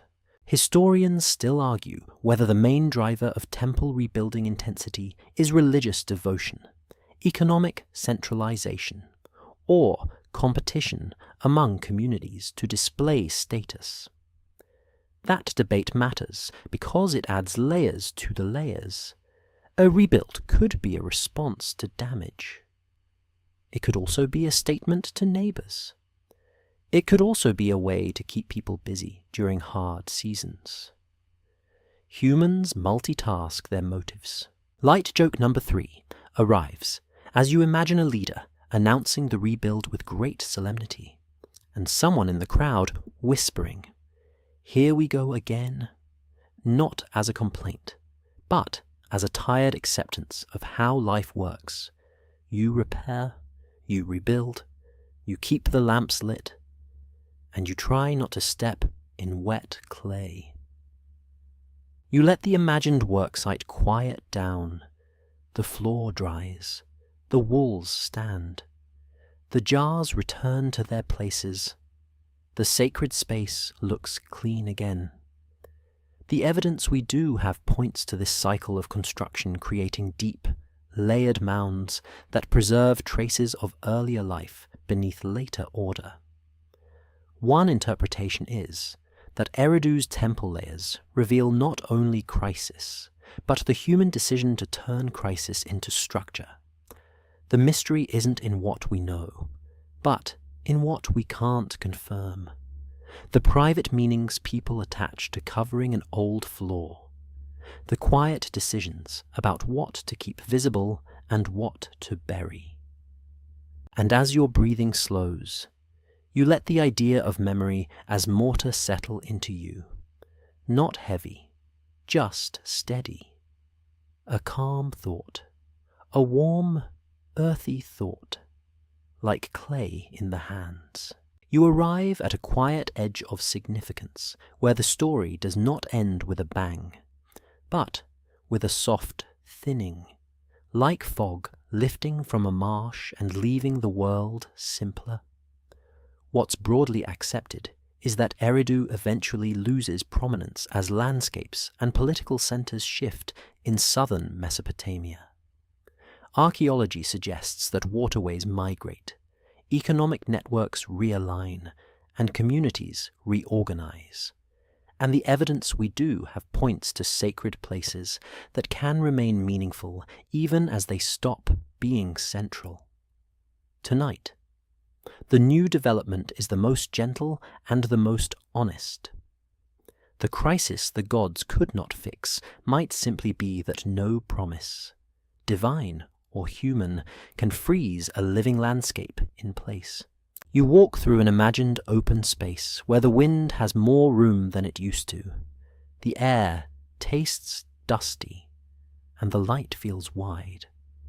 Somewhere in the distance, water still exists, but it is not as close as you want it to be. It's possible that the settlement's relationship to water has changed, not with drama, but with geography. Channels that once fed marshes can shift. Fields can become less reliable. People can follow opportunity elsewhere. One interpretation is that sacred centers rise and fall with the practical needs of the people who support them. A more cautious explanation could be that multiple forces act together, including river dynamics, trade patterns, and regional competition. Either way, the ground keeps moving in its slow, indifferent way. Historians still argue whether Eridu's later decline is best explained primarily by environmental changes like shifting waterways and soil stress, or by broader social and political transformations that pull attention toward other cities. That debate matters because it keeps your mind from grabbing a single villain. The past rarely gives you one clean cause. It gives you a braided rope of causes, and each strand matters differently depending on where you hold it. Now the mystery thread comes in with a final, careful glow. A fringe idea proposes that stories about gods departing, or sacred power relocating, preserve a memory of people sensing the end of an era, like the feeling you get when a familiar neighborhood changes and you cannot quite name what is missing. This theory isn't widely accepted as a direct historical record. Still, if we treat it as a possibility rather than a conclusion, it captures an emotional truth. Humans feel endings. We feel them before we can explain them. We feel them in the quiet of streets, in fewer voices at dawn, in the way the wind sounds when there are fewer walls to catch it. You imagine a caretaker, older now, walking through the sacred space with a small lamp. The lamp is not grand. It is just a flame and a bowl. The flame trembles as the air moves. He adjusts it, shielding it with his hand. This is a small act, but it has weight. It's possible that the caretaker understands he is tending more than a building. He is tending a continuity line, even if fewer people come. The act of tending says this place still matters, even if it no longer commands the region's attention. Light joke number 1 arrives softly, as you imagine the caretaker thinking, if I stop lighting this lamp, the universe will probably not notice, but my conscience definitely will. Ancient guilt. Timeless guilt. The kind that makes you water your houseplants at midnight because you suddenly remember you forgot. Now you let the idea of the gods couldn't fix it become gentle and grounded. The evidence we do have points to human adaptation, not divine intervention as a measurable variable. One interpretation is that gods, in these stories, represent ideals, stability, order, protection. When the landscape shifts anyway, the crisis becomes a lesson about limits, not a cynical lesson, but a quiet one. Even the most cherished symbols cannot stop rivers from wandering. A more cautious explanation could be that religious language evolves as communities change, and that later stories about divine movement reflect political and cultural transitions, rather than literal cosmic events. Both readings can exist without fighting. A popular rumor claims that the final layers of a sacred site hold hidden messages, as if builders intentionally left clues for the future, knowing the city would fade. This is not widely accepted, and evidence for intentional coded messages is thin. But as a bedtime possibility, it is soothing.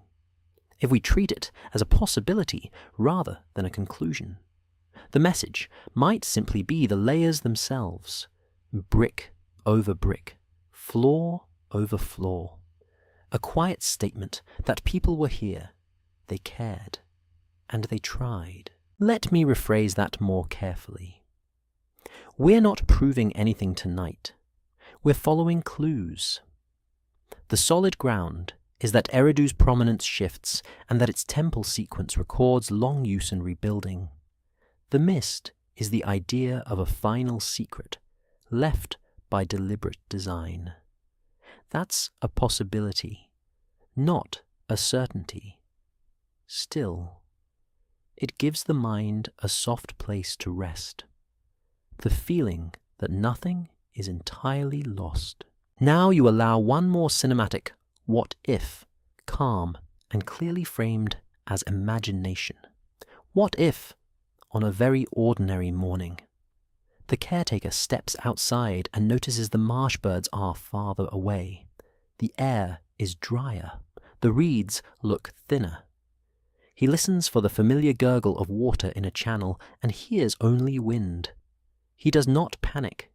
He simply stands there, holding his lamp even though it is daylight, because the lamp is not only for seeing, it is for remembering.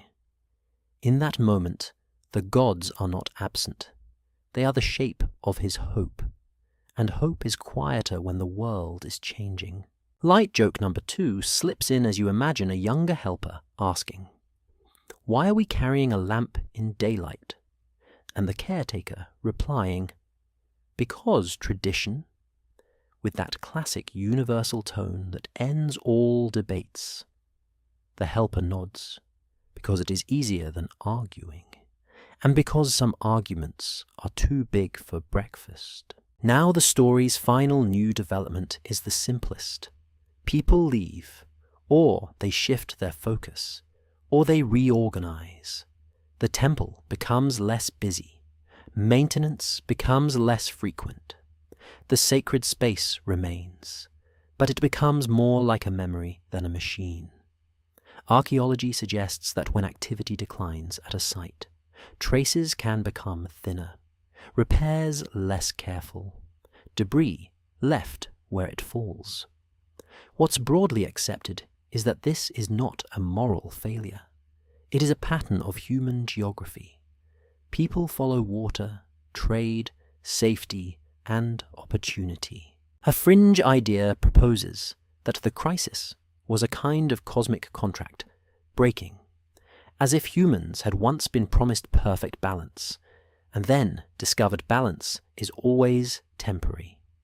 This theory isn't widely accepted as history, and it is better held as metaphor. If we treat it as a possibility, rather than a conclusion, it becomes a bedtime truth. The gods could not fix it, because it was not a broken machine. It was a living world, and living worlds do not hold still. Historians still argue whether the emotional tone of later Mesopotamian traditions about sacred cities reflects nostalgia for earlier stability, or a literary style that uses decline as a teaching device. That debate matters because it reminds you that stories can be crafted, not only remembered. The evidence we do have points to both memory and artistry shaping tradition. Light joke number 3 arrives gently as you imagine someone, centuries later, standing on the mound and saying, "This place used to be important," the way someone today says. "This mall used to be packed." History, but make it relatable. And then the wind answers with a calm silence, because the wind is the ultimate minimalist. Now the wind down begins, slow and soft, the language loosening like a blanket settling over your shoulders.